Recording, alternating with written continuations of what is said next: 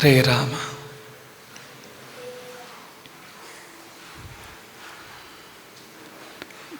ಕರುಣರಸದ ಕೋಡಿ ವರಿವ ಕಟಾಕ್ಷದ ಪರತತ್ವ ವರುಪು ವಾಲಾಪದ ವರಪುಣ್ಯಮಯ ಶರೀರದ ನಿರಾಭಾರಿ ಗುರುವಿರಲಿ ಎನ್ನ ಮಾನಸದಿ, ಆ ಸದ್ಗುರುವಿರಲಿ ಎಮ್ಮ ಮಾನಸದಿ. ಆಪದಾಮಪಹರ್ತಾರಂ ದಾತಾರಂ ಸರ್ವಸಂಪದಾಂ ಲೋಕಾಭಿರಾಮಂ ಶ್ರೀರಾಮಂ ಭೂಯೋ ಭೂಯೋ ನಮಾಮ್ಯಹಂ. ಯಮಾಯ ಧರ್ಮರಾಜಾಯ ಮೃತ್ಯವೇ ಚಾಂತಕಾಯ ಚ ವೈವಸ್ವತಾಯ ಕಾಲಾಯ ಸರ್ವಭೂತಕ್ಷಯಾಯ ಚ ಔದುಂಬರಾಯ ದಧ್ನಾಯ ನೀಲಾಯ ಪರಮೇಷ್ಠಿನೇ ವೃಕೋದರಾಯ ಚಿತ್ರಗುಪ್ತಾಯ ವೈ ನಮೋ ನಮಃ.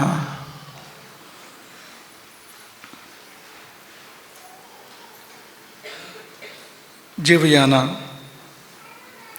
ಪ್ರವಚನ ಸರಣಿ 2, ಅದರ ಮುಂದುವರಿಕೆ.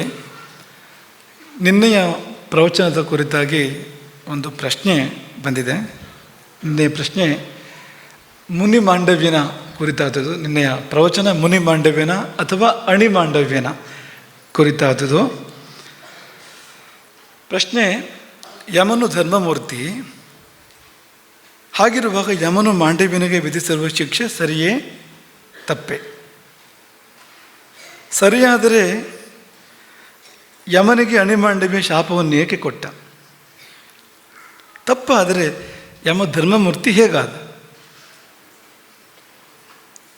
ಶಿವಗುರುಕುಲದ ಪ್ರಶ್ನೆ ಇದು. ಸೃಷ್ಟಿ ಸಹಜವಾಗಿ ಬಂದ ಫಲವನ್ನು ಅನುಭವಿಸುವುದು ಮನುಷ್ಯನ ಕರ್ತವ್ಯವಾದಂತೆಯೇ ವಿಧಿಸುವುದು ಯಮನ ಕರ್ತವ್ಯವಲ್ಲವೇ? ಆಲೋಚನೆ ಮಾಡಿ ಪ್ರಶ್ನೆಯನ್ನು ಕೇಳಿದ್ದಾರೆ. ಸಂತೋಷ ಆಗುತ್ತೆ. ಯಾಕೆಂದರೆ ಅದು ಒಳಗೆ ಇಳಿದಿದ್ದ ವಿಷಯ ಅಂತ ಅರ್ಥ. ಅಂತ ಪ್ರಶ್ನೆ ಈ ರೀತಿಯಲ್ಲಿ ಬರುವಂಥದ್ದು ಏನೊಂದು ಸೂಚನೆ ಮಾಡ್ತದೆ ಅಂದರೆ ಒಳಗೆ ಇಳಿದಿದ್ದ ವಿಷಯ ಅಂತ.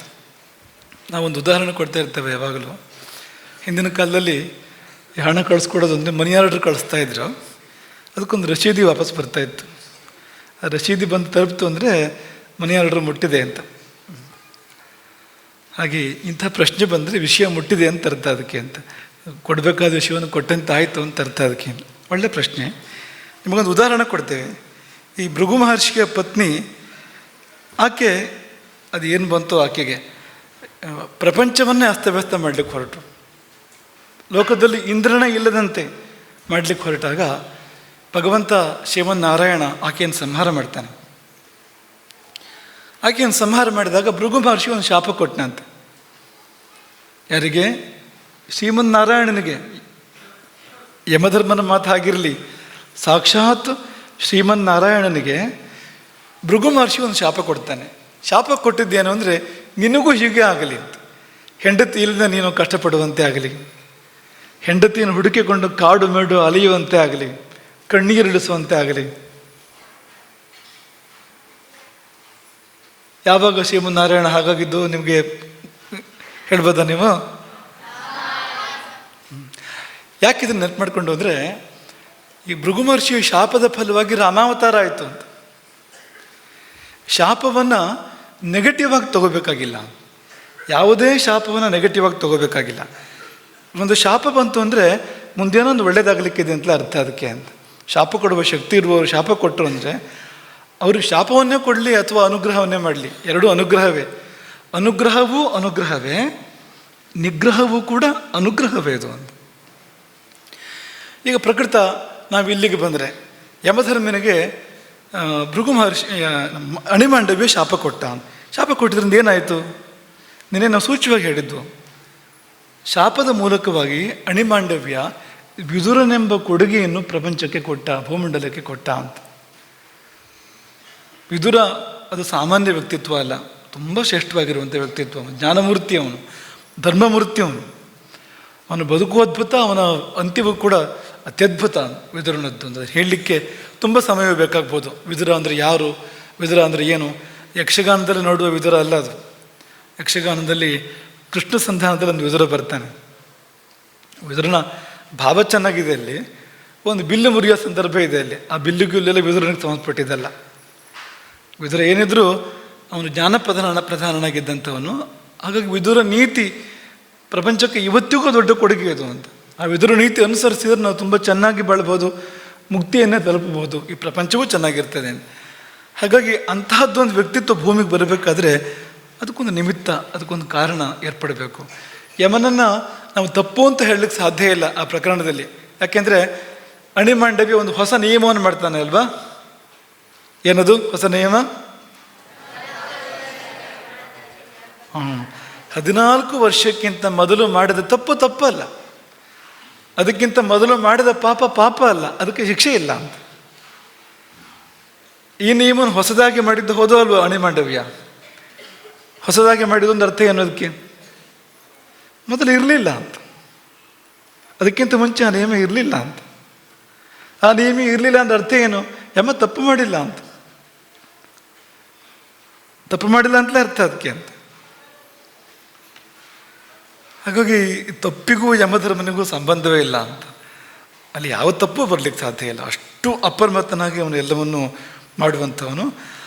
ಇದು ಏನೂ ಕೆಡುಕಲ್ಲ. ಪ್ರಪಂಚಕ್ಕೆ ಅಂಥ ವ್ಯಕ್ತಿತ್ವಗಳು ಬರಬೇಕಾದ್ರೆ ಒಂದು ಕಾರಣಗಳು ನಿರ್ಮಾಣ ಆಗ್ತವೆ ಅಂತ. ಈಗ ಭೃಗುಪತ್ನಿಯನ್ನು ವಿಷ್ಣು ಸಂಹಾರ ಮಾಡಿದ್ದು ಸರಿಯೋ ತಪ್ಪು ಅಂದರೆ ಏನು ಹೇಳೋದು? ಅದಕ್ಕೆ ಸರಿಯೇ, ಇದು ಪ್ರಪಂಚಕ್ಕೆ ಹಾನಿ ಆಗ್ತಿತ್ತು ಇಲ್ಲದೆ ಇದ್ರೆ. ಹಾಗಾಗಿ ಯಾವತ್ತೂ ಶಾಪಗಳನ್ನ ನೆಗೆಟಿವ್ ಆಗಿ ತಗೋಬಾರ್ದು. ಋಷಿಗಳ ಬಾಯಿಂದ ಬಂತು ಅಂದರೆ ಅದು ಏನು ಬಂದರೂ ಕೂಡ ಅದು ಅನುಗ್ರಹವೇ. ಅದು ಅದರ ಪರಿಣಾಮ ಒಳ್ಳೆಯದೇ. ನೀವು ಒಂದೇ ಒಂದು ಉದಾಹರಣೆ ಕೊಡಿ, ಶಾಪದಿಂದ ಒಳ್ಳೆಯದಾಗಿಲ್ಲ. ಒಂದು ಉದಾಹರಣೆ ಕೊಡಿ ಇತ್ತು. ಯಾವ ಶಾಪ ತಗೊಂಡ್ರೂ ಪರಿಣಾಮ ಒಳ್ಳೆಯದಾಗಿದ್ದು ಕಾಣ್ತದೆ, ಅದರಿಂದ ಪರಿಣಾಮ ಶುಭ ಆಗಿದ್ದು ಕಾಣ್ತದೆ. ನಿನ್ನ ಅಹಲ್ಯ ಉದಾಹರಣೆಯನ್ನು ಕೊಟ್ಟರು. ಅಹಲ್ಯಗೆ ಗೌತಮರು ಶಾಪ ಕೊಟ್ಟರು. ಸಾಮಾನ್ಯ ಜನರ ಪರಿಕಲ್ಪನೆಯು ಸಿಟ್ಟು ಬಂತು ಗೌತಮರಿಗೆ. ಅಹಲ್ಯ ಮೇಲೆ ತೀರಿಸಿದ್ರು ಅದನ್ನು, ಸಾರಿ ಶಾಪ ಕೊಟ್ಟರು ಅಂತ. ಹಾಗಲ್ಲ ಅದು. ಅಹಲ್ಯಗೆ ಶಾಪ ಕೊಟ್ಟು ಅನ್ನೋದಕ್ಕಿಂತ ಅಹಲ್ಯಗೆ ಟ್ರೀಟ್ಮೆಂಟ್ ಕೊಟ್ಟರು ಅಂತ, ಅದು ಸರಿಯಾಗಿರುವಂಥದ್ದು. ಅಹಲ್ಯೆಯಲ್ಲಿ ಒಂದು ದೋಷದ ಪ್ರವೇಶ ಆಗಿದೆ. ಮುನಿ ಕರುಣಾಳು ಯಾಕೆ ಅಂದರೆ ಪುನಃ ಸ್ವೀಕಾರ ಮಾಡ್ತಾರೆ ಅಹಲ್ಯೆಯನ್ನವರು. ರಾಮ ಬಂದು ಆಕೆ ಮತ್ತೆ ಪಾವನೆ ಅಂತ ಅನಿಸಿದ ಮೇಲೆ ಅದೇ ಅಹಲ್ಯೆಯನ್ನು ಮತ್ತೆ ಸ್ವೀಕಾರ ಮಾಡ್ತಾರೆ ಗೌತಮರು. ಅಂದರೆ ಅವ್ರು ಪ್ರತೀಕ್ಷೆ ಮಾಡ್ತಾ ಇದ್ರು ಅಂತಲೇ ಅರ್ಥ ಅದಕ್ಕೆ ಅಂತ. ಅವಳು ಮತ್ತಷ್ಟು ದೊಡ್ಡಾಗೋದನ್ನು ಅಂತ ಅಲ್ಲಿವರೆಗೂ ತಪಸ್ ಮಾಡ್ತಾ ಇರ್ತಾರೆ ಗೌತಮರು ಅಂತ. ಹಾಗಾಗಿ ಗೌತಮರು ಅಹಲ್ಯೆಗೆ ಏನು ಮಾಡಿದ್ರು, ಅಹಲ್ಯೆ ತಪ್ಪೇ ಮಾಡಿದ್ಲು, ಏನು ಅನುಮಾನ ಇಲ್ಲ ಅದರಲ್ಲಿ. ಏನು ಮಾಡಿದ್ರೋ ಅದು ಕನಿಕರದಿಂದ ಮಾಡಿದ್ದು, ಆತ್ಮ ಶುದ್ಧವಾಗಲಿ ಅಂತ, ಪಾಪದ ಲೇಪ ಅಂಟಿದ್ದು ಹೋಗಲಿ ಅಂತ. ಅದು ಅದಕ್ಕೆ ಕಾರಣ. ಆತ್ಮ ತುಂಬ ಮುಖ್ಯ, ಶರೀರ ಅಲ್ಲ. ಯಾವತ್ತಿದ್ರೂ ಆತ್ಮಕ್ಕೆ ನಾವು ಪ್ರಾಧಾನ್ಯವನ್ನು ಕೊಡಬೇಕು ಹೊರತು ಶರೀರಕ್ಕಲ್ಲ ಅಂತ. ಹಾಗಾಗಿ ಶರೀರಕ್ಕೆ ಒಂದು ಸ್ವಲ್ಪ ಕಾಲ ಕಷ್ಟ ಆಗ್ಬೋದು, ಆದರೆ ಆತ್ಮ ಶುದ್ಧ ಆಗ್ತದೆ. ವಾಲಿಯ ಮೇಲೆ ರಾಮ ಬಾಣ ಪ್ರಯೋಗ ಮಾಡುವಾಗ ಕರುಣೆ ಕಾರಣ. ಇಲ್ಲದಿದ್ದರೆ ಮೇಲಿಂದ ಹಿಡಿದು ಬಂದ ಚೇತನ ಮತ್ತೆ ಮೇಲೆ ಹೋಗ್ಲಿಕ್ಕೆ ಸಾಧ್ಯ ಆಗ್ತಿರ್ಲಿಲ್ಲ. ಈ ಭುವಿಯ ಬಾಳು ನಶ್ವರವೇ, ಅಲ್ಪಕಾಲದ್ದೇದು.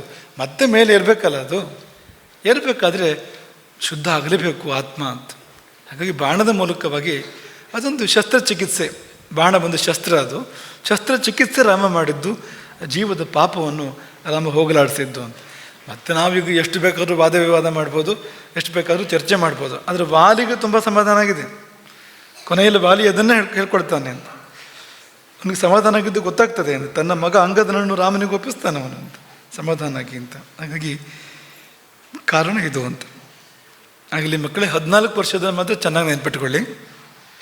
ಯಾರಿಗೆ 14 ವರ್ಷ ಆಗಿಲ್ಲ ಅವರು ರೆಡಿ ಆಗಬೇಕು ಅಂತ, ಅವರು ತಯಾರಾಗಬೇಕು ಅಂತ. ನಿಮಗೆ 14 ವರ್ಷ ಆಗಲಿಕ್ಕಿದೆ ನಿಮಗೆ ಅಂತ. 14 ವರ್ಷ ಆಗುವಾಗ ಶುರುವಾಯಿತು ಏನು ಕೌಂಟಿಂಗ್. 14 ವರ್ಷ ಆಯಿತು ಅಂದರೆ ಕೌಂಟಿಂಗ್ ಪ್ರಾರಂಭ ಆಯಿತು ಅಂದರೆ ತಪ್ಪೇ ಅಂತ. ಆಮೇಲೆ ಅದಕ್ಕೆ ಶಿಕ್ಷೆ ಇದೆ ಅಂತ, ತಪ್ಪಿಗಿಂತ ತುಂಬ ದೊಡ್ಡ ಶಿಕ್ಷೆ ಇದೆ ಅಂತ. ಹಾಗಾಗಿ ಮತ್ತೆ ತಪ್ಪು ಮಾಡುವಂತಿಲ್ಲ. 14 ವರ್ಷಕ್ಕಿಂತ ಮೊದಲೇ ಸರಿ ತಪ್ಪುಗಳನ್ನು ತಿಳ್ಕೊಳ್ಬೇಕು ನಾವು ಅಂತ. ತುಂಬ ಮುಖ್ಯವಾಗಿರುವಂಥದ್ದು ಅದು. ನೀವು ಗುರುಕುಲದಲ್ಲಿ ಮಕ್ಕಳೇ ಬೇರೆ ಏನೇ ಮಾಡಿ ಬಿಡಿ, ಆದರೆ ಸರಿ ಯಾವುದು ತಪ್ಪು ಯಾವುದು ತಿಳ್ಕೊಳ್ಬೇಕು. ಜೀವನಕ್ಕೆ ತುಂಬ ಅತ್ಯಗತ್ಯ ಬೇಕಾಗಿರುವಂಥದ್ದು ಇದು. ಹಾಗಾಗಿ ಇದನ್ನು ಒಂದು ಅವಶ್ಯ ಮಾಡಬೇಕು ಅಂತ. 14 ವರ್ಷ ಆಯಿತು ಅಂದರೆ ಎಚ್ಚರವಾಗಿರಬೇಕು ಅಂತ, ಒಂದು ತಪ್ಪಾಗದಂತೆ. ತಪ್ಪು ಬಂದೇ ಬಿಡ್ತು ಅಂದರೆ ಪಶ್ಚಾತ್ತಾಪ ಪಡಬೇಕು, ತೊಳ್ಕೊಳ್ಬೇಕು, ಪ್ರಾಯಶ್ಚಿತ್ತದ ಮೂಲಕವಾಗಿ ಅದನ್ನು ಪರಿಹಾರ ಮಾಡಿಕೊಳ್ಬೇಕು. ತುಂಬ ಅಗತ್ಯ. ಅಣಿಮಾಂಡವ್ಯ ಮಾಡಿದಂಥ ತಪ್ಪನ್ನು ಎಷ್ಟು ಮಾಡಿಲ್ಲ ಆಮೇಲೆ ನಾವು ಹೇಳಿ, ನಂತರ 14 ವರ್ಷದ ನಂತರವೇ, ಮೊದಲಲ್ಲ ಅದೋ ಅದಕ್ಕಿಂತ ಸ್ವಲ್ಪ ಮುಂದಿನದ್ದೋ ಏನೆಲ್ಲ ಮಾಡಿಲ್ಲ ನಾವು ಅಂತ. ಯಮ ತುಂಬ ಕರಾರುವಕ್ಕಾಗಿರ್ತಾನೆ. ಬಹುಶಃ ಯಾವುದೋ ಒಂದು ಕಡ್ಡಿ ಆ ಪತಂಗದ ಹಿಂಭಾಗದಲ್ಲಿ ಉಳ್ಕೊಂಡು ಬಿಟ್ಟಿರಬೇಕು. ಅದು ಪೂರ್ತಿ ಆ ಕಡ್ಡಿಯನ್ನು ಹೊರಗೆ ತೆಗೀಲಿಕ್ಕೆ ಬಾಲಕ ಮಾಂಡವ್ಯನಿಗೆ ಸಾಧ್ಯ ಆಗದೇ ಇದ್ದಿರಬೇಕು. ಅಥವಾ ತೆಗೆಯುವಾಗ ಮುರಿದು ಹೋಗಿರಬೇಕು. ಅದ್ರ ಭಾಗ ಸ್ವಲ್ಪ ಒಳಗೆ ಉಳ್ಕೊಂಡಿರಬೇಕು. ಹಾಗಾಗಿ ಏನಾಯಿತು, ಶೂಲವನ್ನು ತೆಗಿಲಿಕ್ಕೆ ಬರಲಿಲ್ಲ. ಶೂಲದ ಭಾಗ ಒಳಗೆ ಉಳ್ಕೊಂಡಿತ್ತು, ದೇಹದ ಒಳಗೆ ಉಳ್ಕೊಂಡಿತ್ತು. ಅಂದರೆ ಇಷ್ಟು ಕರಾರುವಕ್ಕಾಗಿರ್ತಾನೆ ಯಮ ಅಂತ. ಒಂದು ಸ್ವಲ್ಪವೂ ಕೂಡ ಆ ಕಡೆ ಈ ಕಡೆ ಹೋಗೋದಿಲ್ಲ ಅಂತ. ಅಣಿಮಾಂಡವ್ಯ ರಿಯಾಯಿತಿ ಮಾಡಿಸಿದರೂ 14 ವರ್ಷದ ನಂತರ ರಿಯಾಯಿತಿ ಇಲ್ಲ. 14 ವರ್ಷದ ನಂತರ ನಾವು ಚೆನ್ನಾಗಿ ಸರಿಯಾಗಿರಲೇಬೇಕು ಅಂತ. ಹಾಗಾಗಿ ಆ ಪಾಠವನ್ನು ಅದು ಹೇಳುವಂಥದ್ದು. ಇಂದಿನ ಪಾಠ ಒಂದು ಸ್ವಲ್ಪ ಅದಕ್ಕೆ ಒಂದು ಕನೆಕ್ಷನ್ ಇದೆ. ಅಣಿಮಾಂಡವ್ಯನ ಭಾವ ಇದೆಯಲ್ಲ, ನೀನು ಮನುಷ್ಯನಾಗಿ ಹುಟ್ಟು, ಮನುಷ್ಯರಿಗೆಲ್ಲ ಶಿಕ್ಷೆ ಕೊಡ್ತೀಯ ನೀನು, ಉಳಿದವರಿಗೆ ಶಿಕ್ಷೆ ಇಲ್ಲ. ನಿಮ್ಗೆ ಗೊತ್ತಿರಲಿ, ಮನುಷ್ಯರಿಗೆ ಮಾತ್ರ. ಯಾಕೆಂದರೆ ಪ್ರಾಣಿಗಳು ಪಕ್ಷಿಗಳು ಅವು ಮಾಡುವ ತಪ್ಪಲ್ಲ ಅಂತ, ಪ್ರಕೃತಿಯಿಂದ ಪ್ರೇರಿತವಾಗಿ ಮಾಡ್ತವೆ ಅವು. ಮನುಷ್ಯನಿಗೆ ಮಾತ್ರ ಇರ್ತಕ್ಕಂಥದ್ದು ಅಂತ. ಯಾಕೆಂದರೆ ಕರ್ಮಭೂಮಿ, ಈ ಕರ್ಮದೇಹ ಮನುಷ್ಯನದ್ದು ಮಾತ್ರ ಅಂತ. ಹಾಗಾಗಿ ಪಾಪ ಪುಣ್ಯ ಮನುಷ್ಯನಿಗೆ, ಮಾಡಿದ ಕರ್ಮಗಳು ಪಾಪ ಅಥವಾ ಪುಣ್ಯವಾಗಿ ಪರಿವರ್ತನೆ ಆಗುವಂಥದ್ದು ಮನುಷ್ಯನಿಗೆ ಮಾತ್ರ ಮುಖ್ಯವಾಗಿ. ಹಾಗಾಗಿ ಮನುಷ್ಯನಾಗಿ ಹುಟ್ಟು ಅಂತ ಅಣಿಮಾಂಡವ್ಯನ ಭಾವ. ಮನುಷ್ಯನಾಗಿ ಹುಟ್ಟಿದ ಯಮಧರ್ಮ 2 ರೂಪದಲ್ಲಿ ಹುಟ್ಟಿದ. ಒಂದು ವಿದುರನಾಗಿ, ಇನ್ನೊಂದು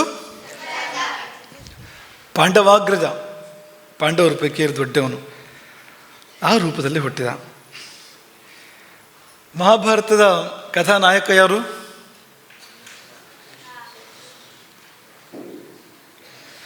ನಿಜವಾಗಿ ಶ್ರೀಕೃಷ್ಣನೇ. ಟೆಕ್ನಿಕಲಿ ಧರ್ಮರಾಜ ಅಂತ ಮಹಾಭಾರತದ ಕಥಾನಾಯಕ. ಏನನ್ನಿಸ್ತದೆ, ಭೀಮನ ನಾಯಕನನ್ನಾಗಿ ಮಾಡ್ಬೋದಾಗಿತ್ತು, ಅರ್ಜುನನನ್ನು ಮಾಡ್ಬೋದಾಗಿತ್ತು. ಈ ಚಪ್ಪೆ ಧರ್ಮರಾಜ ಎಂಥ ನಾಯಕ ಇವನು ಅಂತ ಅನ್ಸುತ್ತೋ ಇಲ್ವೋ? ನೀವು ಯಕ್ಷಗಾನ ನೋಡಿದ್ರಂತೂ ಧರ್ಮರಾಜ ಬರೀ ಚಪ್ಪೆ. ಧರ್ಮರಾಜನ ಪಾತ್ರ ಕೊಡೋದು ಯಾರಿಗೆ ಅಂದರೆ ಸ್ವಲ್ಪ ಚಪ್ಪೆ ಜನ ನೋಡಿ ಧರ್ಮರಾಜ ಪಾತ್ರ ಕೊಡೋಂಥದ್ದು ಅಂತ. ಊಟವು ವಿಜೃಂಭಣೆ ಇರ್ತದಲ್ಲ, ಅಂಥವರಿಗೆಲ್ಲ ಕೊಡೋದಿಲ್ಲ ಅಂತ. ಮುಖ್ಯ ಕಲಾವಿದ ಅವನಿಗೆಲ್ಲ ಧರ್ಮರಾಜನ ಪಾತ್ರ ಇಲ್ಲ. ಅರ್ಜುನ ಮತ್ತೊಂದು ಅವರಿಗೆಲ್ಲ ಕೊಡೋದು ಕಂಸ, ಇಂಥದ್ದೇ ಪಾತ್ರ, ರಾವಣ ಇಂಥದ್ದೇ ಮುಖ್ಯವಾಗಿ. ಧರ್ಮರಾಜನ ಪಾತ್ರ ಯಾರಿಗೆ ಅಂದರೆ ಅವನು 3ನೇ 4ನೇ 5ನೇ ಅಂಥ ಪಾತ್ರ ಮಾಡಲಿಕ್ಕೆ ಅಂತ ಕೆಲವು ಜನರು ನಡ್ಕೊಂಡಿರ್ತಾರೆ ಮೇಳದಲ್ಲಿ. ಅವರು ಆ ಪಾತ್ರ ಮಾಡುವಂಥದ್ದು ಅಂತ. ಪಾಪ ಅವನಿಗೊಂದೋ 2 ಪದ್ಯ ಇರ್ತದೆ. ಈ ದುರ್ಯೋಧನನ ಕೈಯಲ್ಲಿ ಇವ್ರ ಕೈಯಲ್ಲಿ ಬಯಸ್ಕೊಂಡು ಹೋಗೋದು ಅವನು ಅಲ್ಲಿ ವೇದಿಕೆ ಮೇಲೆ, ಅವನಿಗಷ್ಟೇ ಕೆಲಸ ಅಲ್ಲಿ. ಹೀಗೆಲ್ಲ ಅಂದರೆ ಚಿತ್ರಣ ಆಗ್ಬಿಟ್ಟಿದೆ. ಕಾರಣ ಏನಂದರೆ ಈ ಜಗತ್ತು ರಜಃಪ್ರಧಾನ ಮತ್ತು ತಮಃಪ್ರಧಾನ ಅಂತ. ನಾವೆಲ್ಲ ರಾಜಸರು ತಾಮಸರು ಆಗ್ಬಿಟ್ಟಿದ್ದೇವೆ ಅಂತ. ಹಾಗಾಗಿ ನಮಗೆ ಜೋರು, ಜಬರ್ದಸ್ತಿ, ಬೊಬ್ಬೆ, ಸಿಟ್ಟು ಇಂಥದ್ದು ಕಂಡ್ರೆ ಏನೋ ಒಂದು ಈಗ ಒಂದು ಸ್ವಲ್ಪ ಕಳೆ ಬಂತು ಯಕ್ಷಗಾನಕ್ಕೆ ಅಂತ ಅನ್ನಿಸ್ತದೆ ನಮಗೆ ಅಂತ. ಯಾವುದಾದ್ರೂ ಒಂದು ಶಾಂತವಾದ ಪಾತ್ರ ಇದ್ದರೆ, ಗಂಭೀರವಾದ ಪಾತ್ರ ಇದ್ದರೆ, ತುಂಬ ವಿವೇಚನೆ ಪಾತ್ರ ಇದ್ದರೆ ಆ ಕಡೆಗೆ ತೆಗೆದ ಕೂತಿರ್ತೇವೆ, ನಿದ್ದೆ ಬಂದುಬಿಡುತ್ತೆ, ನಮಗೆ ಎದ್ದೋಗ್ಬಿಡುತ್ತೇವೆ ಅಲ್ಲಿಂದ. ಇದೇನಂತ ತೋರಿಸುತ್ತೆ, ಸತ್ವಗುಣದಲ್ಲಿ ಅಭಿರುಚಿ ಇಲ್ಲ, ಸತ್ವಗುಣ ಪ್ರಧಾನವಾದ ವ್ಯಕ್ತಿತ್ವಗಳ ಬಗ್ಗೆ ಅಭಿರುಚಿ ಇಲ್ಲ. ಈ ರಜೋಗುಣ ತಮಗುಣ ಬಂದಾಗ ನಮಗೆ ಆಸಕ್ತಿ ಬರುವಂಥದ್ದು ಅಂತ. ಅದರಲ್ಲಿ ಕೂಡ ರಜೋಗುಣ ಬಂತು ಅಂದರೆ ಕೋಪ, ತಾಪ, ವಿದ್ದ. ಇವತ್ತು ನೋಡಿ, ಇವತ್ತು ಆಟಗಳಿದೆ. ಈಗ ಉದಾಹರಣೆಗೆ ಕ್ರಿಕೆಟ್ ಇದೆ. ಯಾಕೆ ನಮಗೆ ತುಂಬ ಇಂಟ್ರೆಸ್ಟ್ ಬರ್ತದೆ ಕ್ರಿಕೆಟ್ನಲ್ಲಿ ಅಂದರೆ, ಪೂರ್ತಿ ಇಡೀ ಮ್ಯಾಚ್ ನಡೆಯೋಷ್ಟು ಹೊತ್ತು ತುಂಬ ಟೆನ್ಷನಲ್ಲಿ ಅಂತ. ವಿಪರೀತ ಟೆನ್ಷನಲ್ಲಿ ಏನಾಗುತ್ತೋ ಪ್ರತಿಯೊಂದು ಎಸೆತದಲ್ಲೂ ಕೂಡ ಹೀಗಾಯಿತು ಹಾಗಾಯಿತು, ಮುಂದೇನೋ ಅಂತ. ಏನದು? ಅದು ರಜೋಗುಣ. ಆ ಭಯ, ಆ ಆತಂಕ, ಅದು ರಜೋಗುಣ ಅದು ಅಂತ. ಹಾಗಾಗಿ ಅದೇ ಬೇಕು ಅಂತ ಅನಿಸ್ತದೆ ಅಂತ. ಶಾಂತವಾಗಿ ಯಾರು ಕ್ರಿಕೆಟ್ ನೋಡೋರು ಇದ್ದಾರ? ಏನು ಬೇಕಾದ್ರೂ ಫಲ ಬರಲಿ, ತೊಂದರೆ ಇಲ್ಲ, ಫಲಾಪೇಕ್ಷೆ ಇಲ್ಲ, ಸೋತ್ರ ಸೋಲು, ಗೆದ್ದರೆ ಗೆಲುವು. ಆದರೆ ಆಟಗಾರರಿಗೆ ಇದನ್ನೇ ಹೇಳ್ಕೊಡ್ತಾರೆ. ಅಲ್ಲಿ ಯಾರು ಆಟ ಆಡ್ತಾರೋ ಅವರಿಗೆ ಎಲ್ಲ ಪಂದ್ಯ ಫೈನಲ್ ಇರ್ಬೋದು, ಬೇಕಿದ್ರೆ ಎಲ್ಲ ಪಂದ್ಯದಂತೆ ಇದು ಒಂದು ಪದ್ಯ ಹಾಗೆ ತಗೋ, ಫಲಿತಾಂಶ ಏನೇ ಬರಲಿ ಸಮಚಿತ್ತದನ್ನು ಸ್ವೀಕಾರ ಮಾಡು. ಅವರುಗಳಿಗೆ ಈ ಶಾಸ್ತ್ರ ಓದದೇ ಇದ್ದವರು ಕೂಡ ಇದನ್ನು ಪಾಠ ಮಾಡ್ತಾ ಇರ್ತಾರೆ ಆಟಗಾರರುಗಳಿಗೆ. ಅದು ನೋಡೋರು ನಾವೆಲ್ಲ ಪಾಪ ನಮ್ಮ ಅವಸ್ಥೆ ನಮಗೆ ಅಂತ. ಧರ್ಮರಾಜ ಹಾಗಲ್ಲ ಅಂತ. ಧರ್ಮರಾಜ ಪೂರ್ಣ ಸಾತ್ವಿಕವಾಗಿರ್ತಕ್ಕಂಥ ಒಂದು ಪಾತ್ರ, ಅದನ್ನು ಪರಿಪೂರ್ಣ ಸಾತ್ವಿಕವಾಗಿರ್ತಕ್ಕಂಥ ಪಾತ್ರ ಅದು.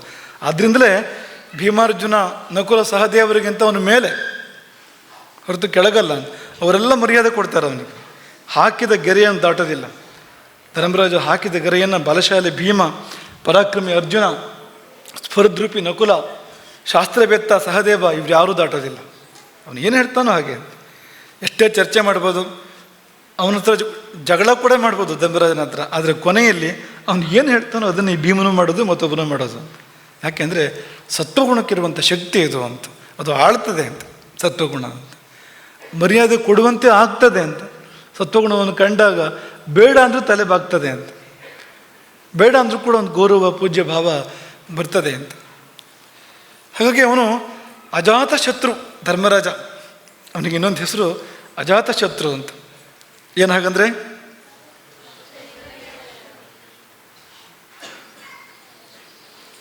ಮಹಾಭಾರತ ಯುದ್ಧ ನಡೆದಿದೆ, ಕೌರವರೆಲ್ಲ ಶತ್ರುಗಳು ಅವನಿಗೆ. 18 ಅಕ್ಷೋಣಿ, ಆ ಕಡೆ 11, ಈ ಕಡೆ 7, ಇಂತಹ ದೊಡ್ಡ ಯುದ್ಧ ನಡೆದಿದೆ. ಮತ್ತು ಅಜಾತ ಶತ್ರು ಅಂದರೆ ಏನಪ್ಪ? ಅವನಿಗೆ ಶತ್ರುತ್ವ ಇಲ್ಲ. ಧರ್ಮರಾಜನಿಗೆ ಯಾರ ಮೇಲೂ ಶತ್ರುತ್ವ ಇಲ್ಲ. ಗ್ರಹಗಳ ಬಗ್ಗೆ ನಿಮಗೆ ಹೇಳುವಾಗ ಹೇಳಿದ್ವು ಅಲ್ವಾ? ಚಂದ್ರನಿಗೆ ಯಾರೂ ಶತ್ರು ಇಲ್ಲ, ಗುರು ಯಾರಿಗೂ ಶತ್ರು ಅಲ್ಲ. ಗುರುಗ್ರಹ ಒಂದು ಗ್ರಹ ಮಾತ್ರ, ಬೇರೆ ಯಾವ ಗ್ರಹಕ್ಕೂ ಶತ್ರು ಅಲ್ಲ ಅದು.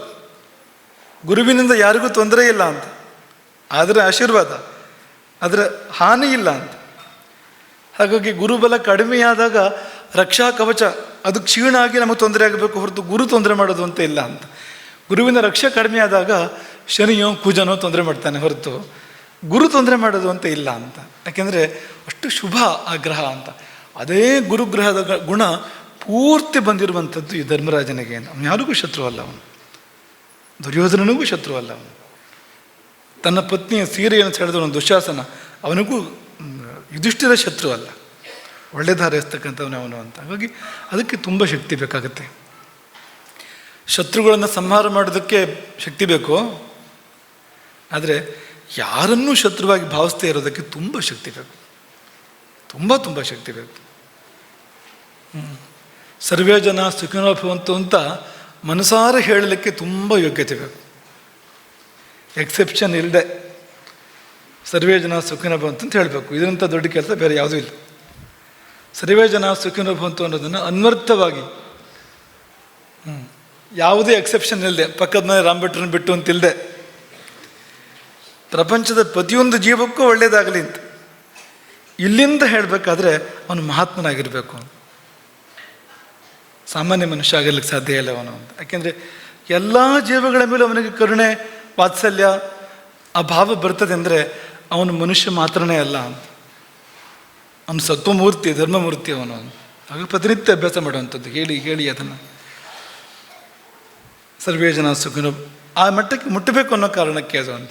ಸಾಮಾನ್ಯ ಮನುಷ್ಯನಿಗೆ ಎಷ್ಟಂದರೂ ಅವರ ನೆನಪಾದಾಗ, ನಮ್ಗಾಗದೇ ಇದ್ದವನು ಅವನ ನೆನಪಾದಾಗ ದ್ವೇಷ ಹೊಗೆಯಾಡ್ತದೆ ಅಂತ, ಕೋಪ ಬರ್ತದೆ ಅಂತ, ಹಾಳಾಗಿ ಹೋಗಲಿ ಅಂತ ಅನಿಸ್ತದೆ ಅಂತ.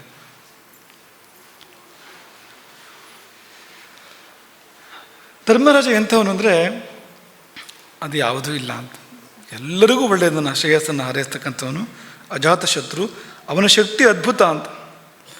ಹಾಗಾಗಿ ಅವನಿಗೆ ಯಾರು ತೊಂದರೆ ಮಾಡಿದರೆ ಅವರಿಗೆ ಇನ್ನಿಲ್ಲದೆ ತೊಂದರೆ ಆಗಿಬಿಡ್ಬೋದು ಅಂತ, ಸೃಷ್ಟಿಗೆ ಕೋಪ ಬರ್ಬೋದು ಅಂತ. ಧರ್ಮರಾಜನ ರಕ್ತ ನೆಲಕ್ಕೆ ಮುಟ್ಟಬಾರದು ಅಲ್ವಾ? ನಿಮಗೆ ಆ ಸಂದರ್ಭ ನೆನಪಿರ್ಬೋದು. ಕೈಯಿಂದ ಹಿಡಿಯುವಂಥದ್ದು, ಆ ರಕ್ತ ನೆಲಕ್ಕೆ ಮುಟ್ಟಬಾರದು. ಮುಟ್ಟಿದರೆ ಏನು ಬೇಕಾದರೂ ಆಗ್ಬೋದು ಅಂತ. ಧರ್ಮರಾಜ ಇದ್ದಲ್ಲಿ ಮಳೆ ಬೆಳೆಗಳು ಕಾಲಕ್ಕೆ ಸರಿಯಾಗಿ ಆಗ್ತಾ ಇದ್ವು. ಧರ್ಮರಾಜ ಇದ್ದಲ್ಲಿ ಗೋ ಸಂಪತ್ತಿನ ಅಭಿವೃದ್ಧಿ ತಾನಾಗಿ. ಧರ್ಮರಾಜ ಎಲ್ಲಿ ವಾಸ ಮಾಡ್ತಾ ಇದ್ನೋ ಅಲ್ಲಿ ಎಲ್ಲರಿಗೂ ಸದ್ಬುದ್ಧಿ ಸುತ್ತಮುತ್ತ ಇರುವವರಿಗೆ. ಯೋಗ್ಯತೆ ಇದು ಅಂತ. ಹಾಗಾಗಿ ಅಜ್ಞಾತವಾಸ ಮಾಡ್ತಾ ಇದ್ದಾಗ ಪಾಂಡವರು ನಿಯಮ ಏನು? ಅಜ್ಞಾತವಾಸ 1 ವರ್ಷದ್ದು. ಆದರೆ 1 ವರ್ಷದಲ್ಲಿ ಪಾಂಡವರು ಅವ್ರು ಮಾರುವೇಷದಲ್ಲಿ ಇರಬೇಕು. ಯಾರಾದರೂ ಕಂಡುಹಿಡಿಯೋಕ್ಕೆ ಸಾಧ್ಯ ಆದರೆ, ಇವರು ದುರ್ಯೋಧನನ ಕಡೆಯವರು ಕಂಡುಹಿಡಿಯೋಕ್ಕೆ ಸಾಧ್ಯ ಆದರೆ ಪುನಃ 12 ವರ್ಷ ವನವಾಸ, 1 ವರ್ಷ ಅಜ್ಞಾತವಾಸ ಮಾಡಬೇಕು ಅಂತ. ಏನು ಮಾಡಿದ್ರು ಪತ್ತೆ ಮಾಡೋಕ್ಕೆ ಸಾಧ್ಯ ಆಗಲಿಲ್ಲ. ಅಜ್ಞಾತವಾಸ ಸಂದರ್ಭದಲ್ಲಿ ಸಭೆ ಆಯಿತು ಹಸ್ತನಾವತಿಯಲ್ಲಿ. ಆಗ ಭೀಷ್ಮರು ಹೇಳಿದ್ರಂತೆ, ಕಂಡುಹಿಡಿಯೋದ ಧರ್ಮರಾಜನನ್ನು ಸುಲಭ ಅಂತ. ಯಾಕೆಂದರೆ ಈ ಸದ್ಯ ಅಜ್ಞಾತವಾಸದ ಅವಧಿ ಇದೆಯಲ್ಲ, ಅದು ಪ್ರಾರಂಭ ಆದಮೇಲೆ ಯಾವ ಊರಲ್ಲಿ ಮಳೆ ಬೆಳೆ ಚೆನ್ನಾಗಿ ಆಗ್ತಾ ಇದೆ ನೋಡಿ, ಯಾವ ಊರಲ್ಲಿ ಇದ್ದಕ್ಕಿದ್ದಂತೆ ಗೋ ಸಂಪತ್ತಿನ ಅಭಿವೃದ್ಧಿ ಆಗಿದೆ ನೋಡಿ, ಯಾವ ಊರಲ್ಲಿ ಇದ್ದಕ್ಕಿದ್ದಂತೆ ಸುಭಿಕ್ಷ, ಸಂತೋಷ, ಜನರಲ್ಲಿ ಒಂದು ಧರ್ಮಭಾವ ಜಾಗೃತ ಆಗಿದೆ ನೋಡಿ, ಅಲ್ಲ ಅವನೆಲ್ಲೋ ಇದ್ದಾನೆ ಧರ್ಮರಾಜ ಅಂತ ಅರ್ಥ ಅದಕ್ಕೆ ಅಂತ. ಇಂಥವನು ಈ ಮಾತನ್ನು ಭೀಮನ ಬಗ್ಗೆನೂ ಹೇಳಿಲ್ಲ, ಅರ್ಜುನನ ಬಗ್ಗೆನೂ ಹೇಳಿಲ್ಲ, ಇನ್ಯಾರ ಬಗ್ಗೆನೂ ಹೇಳಿಲ್ಲ. ಈ ಮಾತನ್ನು ಧರ್ಮರಾಜನ ಬಗ್ಗೆ ಹೇಳಿರ್ತಕ್ಕಂಥದ್ದು. ಹಾಗಾಗಿ ಧರ್ಮರಾಜನಿಗೆ ಸಮಾನನಾದ ಇನ್ನೊಬ್ಬ ವ್ಯಕ್ತಿ ಮಹಾಭಾರತದಲ್ಲಿ ಇಲ್ಲ. ಅವನಿಗಿಂತ ಮೇಲೆ ಶ್ರೀಕೃಷ್ಣ ಇದ್ದಾನೆ, ಸಾಕ್ಷಾತ್ ಭಗವಂತ. ಆದರೆ ಅದರ ಆಚೆಗೆ ಬಂದಾಗ ಅವನಂಥವ್ರು ಬೇರೆ ಯಾರೂ ಇಲ್ಲ. ಶ್ರೀಕೃಷ್ಣನು ಎಲ್ಲ ದಾರಿಗಳನ್ನು ಬಳಸಿದ್ದಾನೆ. ಧರ್ಮರಾಜನದ್ದು ನೇರ ಹೀಗೆ ಹೋಗೋದು, ಅವನು ಹೀಗೆ ಏನೂ ಇಲ್ಲ ಅಂತ. ಅದ್ಭುತ ವ್ಯಕ್ತಿತ್ವ ಅಂತ. ಈ ಧರ್ಮರಾಜನ ಕೊನೆಯನ್ನು ನಾವು ಇವತ್ತು ಅನುಸಂಧಾನ ಮಾಡಲಿಕ್ಕಿರುವಂಥದ್ದು.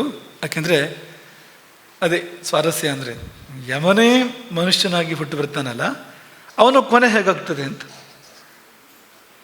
ಅವನು ಹೇಗೆ ಬದುಕಿದಾನೆ ಅಂತ ಹೇಳೋದಕ್ಕೆ ಒಂದು ಮಹಾಭಾರತವೇ ಬೇಕು. ಚಾತುರ್ಮಾಸ್ಯ ಅಲ್ಲ, 10 ಚಾತುರ್ಮಾಸ್ಯ ಬೇಕಾಗ್ಬೋದು ಅದನ್ನು ಹೇಳೋದಕ್ಕೆ. ಹಾಗಾಗಿ ಇರಲಿ, ಅದು ನಿಮಗೆ ಸಿಗ್ತದೆ ನಿಮಗೆ ಆ ವಿಷಯಗಳು. ಆದರೆ ಧರ್ಮರಾಜ ಅವನ ಕೊನೆ ಹೇಗಾಯಿತು ಅಂತ ಆ ಭಾಗ ಅಲ್ಲಿ ತುಂಬ ತಿಳ್ಕೊಡುವಂಥ ವಿಷಯಗಳಿದ್ದಾವೆ. ಯಾಕೆಂದರೆ ಈ ಜೀವಯಾನ ಪ್ರವಚನ ಸರಣಿಯ ಥೀಮ್ ಅದಲ್ವಾ, ಅದರ ಸೂತ್ರ ಅದಲ್ವಾ, ಜೀವದ ಗತಿ ಹೇಗೆ ಅಂತ ಕೊನೆಯಲ್ಲಿ ಅಂತ. ಹಾಗಾಗಿ ಅಂತ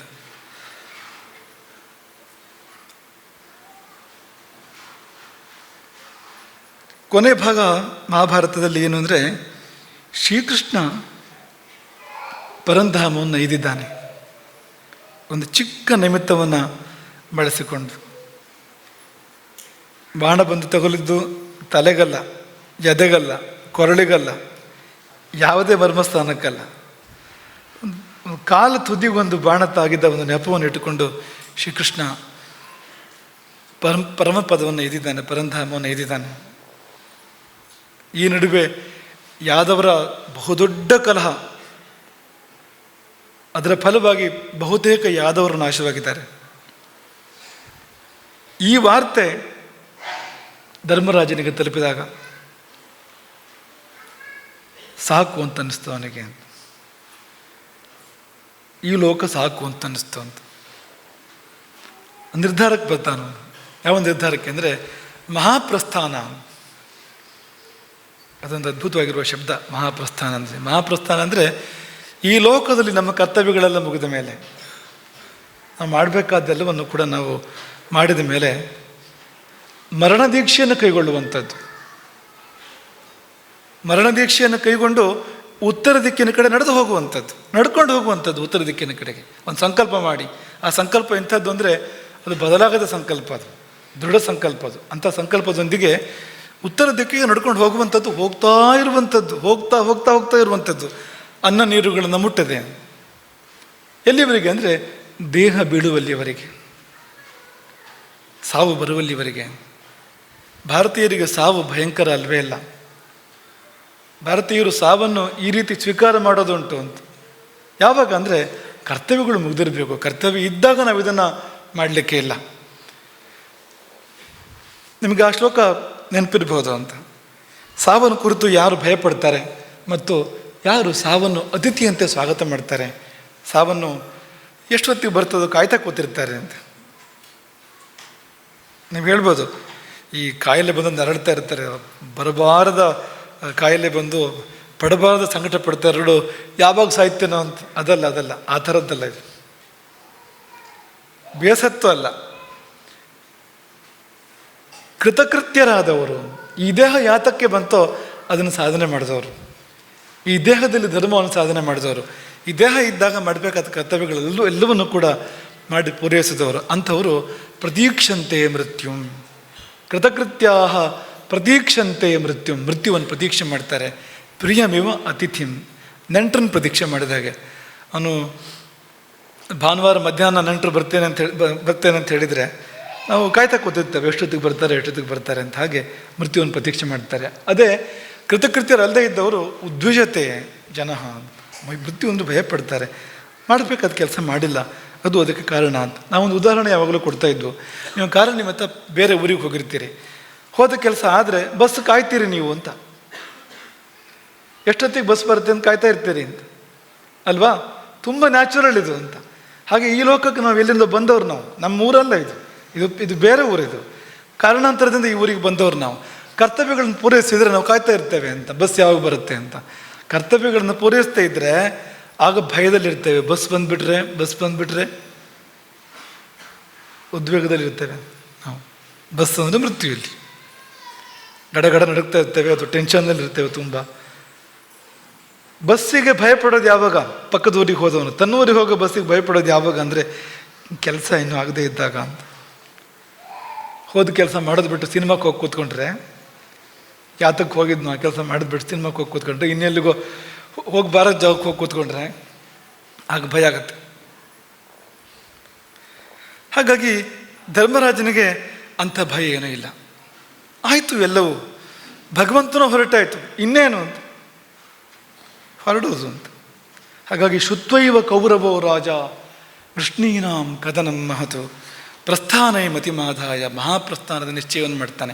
ಆದರೆ ಪಾಂಡವರು ಯಾವಾಗಲೂ ಅದು 5-in-1 ಅಥವಾ 6-in-1, ಅವರು ಒಬ್ಬೊಬ್ಬರೇ ಏನು ಮಾಡೋರಲ್ಲ ಅವರು ಅಂತ. ಅದೊಂದು ಒಂದು ಸಮೂಹ ಅದು ಅಂತ, ಎಲ್ಲ ಸೇರಿ ಒಬ್ಬರು ಅಂತ ಅನ್ನೋ ಥರ ಅದು ಅಂತ ಪಾಂಡವರು ಅಂದ್ರಿಂದ. ಹಾಗಾಗಿ ಅವನಿಗೆ ಆಲೋಚನೆ ಬಂದಿರ್ಬೋದು, ಆದರೆ ಒಬ್ಬರೇ ನಿಶ್ಚಯ ಮಾಡೋದಿಲ್ಲ ಅವನು ಅಂತ. ಅರ್ಜುನನನ್ನು ಕರೀತಾನೆ. ಅರ್ಜುನನ್ನು ಕರೆದು, ನೋಡು, ಕಾಲಕ್ಕಿಂತ ದೊಡ್ಡದು ಯಾವುದೂ ಇಲ್ಲ. ಕಾಲ ಎಲ್ಲವನ್ನು ಕೂಡ ಪಕ್ವ ಮಾಡುತ್ತೆ, ಎಲ್ಲವನ್ನು ಬೇಯಿಸುತ್ತೆ. ನಮ್ಮದೊಂದು ಕಾಲ ಬಂತು ಅರ್ಜುನ, ಹಾಗಾಗಿ ಈಗ ಎಲ್ಲವನ್ನು ತ್ಯಾಗ ಮಾಡುವಂಥದ್ದು ಕರ್ಮನ್ಯಾಸ. ಇನ್ನೇನು ಕರ್ಮ ಇಲ್ಲ ನಮಗೆ, ನೀನೇನು ಮಾಡೋಕ್ಕೇನೂ ಇಲ್ಲ ಅಂತ. ಇನ್ನು ಒಂದೇ ಪ್ರಯಾಣ ಅಂತ. ಹೀಗೆ ಅನ್ನಿಸ್ತಾ ಇದೆ ನನಗೆ, ನೀನು ಆಲೋಚನೆ ಮಾಡು ಅಂತ. ಅರ್ಜುನ ಒಪ್ಪಿದನಂತಷ್ಟೆ, ಏನೂ ಬೇರೆ ಪ್ರತಿಕ್ರಿಯೆ ಇಲ್ಲ, ಚರ್ಚೆ ಸಂವಾದ ಏನೂ ಇಲ್ಲ. ಅಣ್ಣ ಸರಿ ಇದೆ ಅಂತ. ಭೀಮನಿಗೂ ಸರಿ ಅನ್ನಿಸ್ತು, ನಕುಲ ಸಹದೇವರಿಗೂ ಸರಿ ಅನ್ನಿಸ್ತು.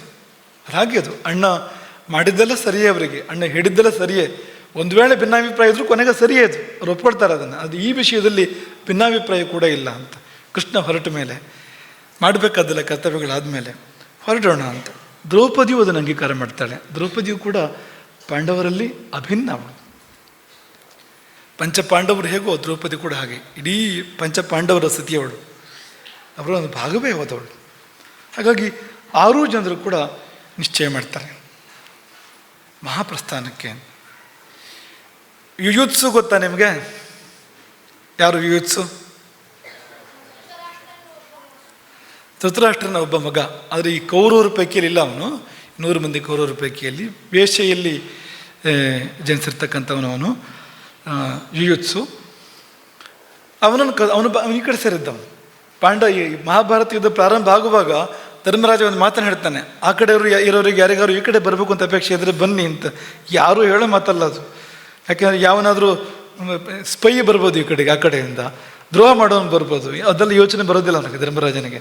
ಯಾರಿಗಾರು ನಿಮ್ಗೆ ಇಲ್ಲಿ ಬರಬೇಕು ಅಂತಿದ್ರೆ ಬನ್ನಿ ಅಂತ. ಆಗ ಕೌರವರ ಪೈಕಿಯಲ್ಲಿ ಅಂದ್ರೆ ಆ ಗುಂಪಲ್ಲಿ ಇದ್ದವನು ಅವನು ಯೂತ್ಸು, ಅವನು ಈ ಕಡೆ ಬರ್ತಾನೆ, ಅವನು ಉಳ್ಕೊಳ್ತಾನೆ. ಹಾಗಾಗಿ ಆ ಯೂತ್ಸವನ್ನು ಕರೆದು ಮುಂದಿನ ಕಾರ್ಯಗಳ ಹೊಣೆಯನ್ನು ಒಪ್ಪಿಸಿದ ಧರ್ಮರಾಜ. ತಥೋ ಯೂತ್ಸು ಮಾನಾಯ್ಯ ಪ್ರವ್ರಜನ್ ಧರ್ಮಕಾಮ್ಯ. ಇಡೀ ರಾಜ್ಯದ ಹೊಣೆಗಾರಿಕೆಯನ್ನು, ಅವನು ರಾಜನಾಗೋದಿಲ್ಲ, ಹೊಣೆಗಾರಿಕೆ ಜವಾಬ್ದಾರಿ ಅವನಿಗಿರ್ತಕ್ಕಂಥದ್ದು, ಮಾರ್ಗದರ್ಶನ ಮಾಡಬೇಕು ಅವನು ಯೂತ್ಸು ಅಂತ. ರಾಜ ಯಾರಾಗಬೇಕು ಹಾಗಿದ್ರೆ ಅಂದರೆ ಪರೀಕ್ಷಿತ್. ಅರ್ಜುನನ ಮಗ ಅಭಿಮನ್ಯು, ಅಭಿಮನ್ಯುವಿನ ಮಗ ಅಭಿಮನ್ಯು ಸತ್ತ ಮೇಲೆ ಹುಟ್ಟಿದವನು ಅವನು ಪರೀಕ್ಷಿತ್. ಗುರುವಂಶವೇ ಪರೀಕ್ಷೀಣ ಆದಾಗ ಜನಿಸಿರ್ತಕ್ಕಂಥವನು. ಹಾಗೆ ತುಂಬ ಯೋಗ್ಯನಾಗಿರ್ತಕ್ಕಂಥವನು, ತುಂಬ ಯೋಗ್ಯನಾಗಿರ್ತಕ್ಕ, ಪಾಂಡವರಿಗೆ ತಕ್ಕವನು ಅವನು. ಅವನನ್ನು ಕರೆದು ಅವನನ್ನು ದೊರೆಯನ್ನಾಗಿ ಅವನಿಗೆ ರಾಜ್ಯಾಭಿಷೇಕವನ್ನು ಮಾಡ್ತಾನೆ. ಸುಭದ್ರೆಯನ್ನು ಕರೆದು ಹೇಳ್ತಾನೆ, ಸುಭದ್ರೆ ನಿನ್ನ ಮಗನ ಮಗ ಮುಂದೆ ದೊರೆಯಾಗ್ತಾನವನು. ಹಾಗೆ ಯದುಗಳಿಗೂ ಕೂಡ ಒಬ್ಬರನ್ನು ದೊರೆಯಾಗಿ ಮಾಡಬೇಕು. ಉಗ್ರಸೇನೆ ಇದ್ದ ಮೊದಲು, ಈಗ ಇಲ್ಲ, ಯದುಗಳು ಪ್ರಮುಖರೆಲ್ಲರೂ ಕೂಡ ಅಳೆದು ಹೋಗಿದ್ದಾರೆ, ಅವ್ರಿಗೊಂದು ದೊರೆಯನ್ನು ಮಾಡಬೇಕು. ವಜ್ರ ಯದುಗಳ ದೊರೆಯಾಗ್ತಾನೆ. ವಜ್ರ ಅಂದರೆ ಯಾರು? ಶ್ರೀಕೃಷ್ಣನ ಮರಿಮಗ ಅವನು. ಕೃಷ್ಣ ರುಕ್ಮಿಣಿಯರ ಮಗ ಪ್ರದ್ಯುಮ್ನ, ಪ್ರದ್ಯುಮ್ನ ಮಗ ಅನಿರುದ್ಧ ವಶೀಯರ ಮಗನೇ ವಜ್ರ ಅಂತ. ಈ ವಜ್ರ ಯಾದವರಿಗೆ ಮುಂದಿನ ದೊರೆಯಾಗಬೇಕು. ದ್ವಾರಕೆ ಇಲ್ಲ, ದ್ವಾರಕೆ ಮುಳುಗಿ ಹೋಗಿದೆ.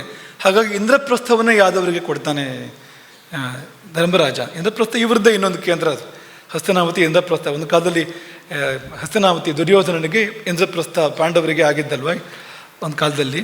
ಆ ಇಂದ್ರಪ್ರಸ್ಥವನ್ನು ವಜ್ರನಿಗೆ, ಯದುಗಳಲ್ಲಿ ಯಾರು ಉಳ್ಕೊಂಡಿದ್ದಾರೋ ಅವರೆಲ್ಲ ಅಲ್ಲಿ ಸೇರಲಿ ಇಂದ್ರಪ್ರಸ್ಥದಲ್ಲಿ, ವಜ್ರ ಅವರಿಗೆ ದೊರೆಯಾಗಲಿ, ಈ ಕಡೆಗೆ ಪರೀಕ್ಷಿತ್ ದೊರೆಯಾಗಲಿ.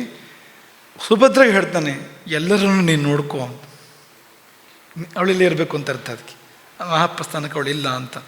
ಹಾಗಾಗಿ ವಜ್ರೋ ರಾಜ ತ್ವಯಾ ರಕ್ಷಿಯೋ, ನೀನು ಎರಡೂ ಕಡೆ ಸಲ್ಲುವವಳು, ನೀನು ಅಲ್ಲಿಂದ ಬಂದವಳು, ಹುಟ್ಟಿದ ಮನೆ ಆ ಕಡೆಗೆ ಸುಭದ್ರೆಗೆ, ಇಲ್ಲಿಗೆ ನೀನು ಕೊಡಲ್ಪಟ್ಟವಳು ಗಂಡನ ಮನೆ ಈ ಕಡೆಗೆ. ಹಾಗಾಗಿ ಪಾಂಡವರಿಗೆ ಈ ಕುರುವಂಶೀಯರಿಗೆ ಮತ್ತು ಯದುವಂಶೀಯರಿಗೆ ಎರಡೂ ಕಡೆಗೂ ಸಂಬಂಧ ಇರತಕ್ಕಂಥದ್ದು ಸುಭದ್ರೆ. ನೋಡ್ಕೊ, ನೀನು ಎಂದೂ ಅಧರ್ಮಕ್ಕೆ ಮನಸ್ಸು ಮಾಡಬೇಡ, ಅಧರ್ಮಕ್ಕೆ ಅವಕಾಶ ಕೊಡಬೇಡ. ಒಂದೇ ಒಂದು ಸಂದೇಶ ಅನ್ನೋದು ಧರ್ಮರಾಜನದ್ದು.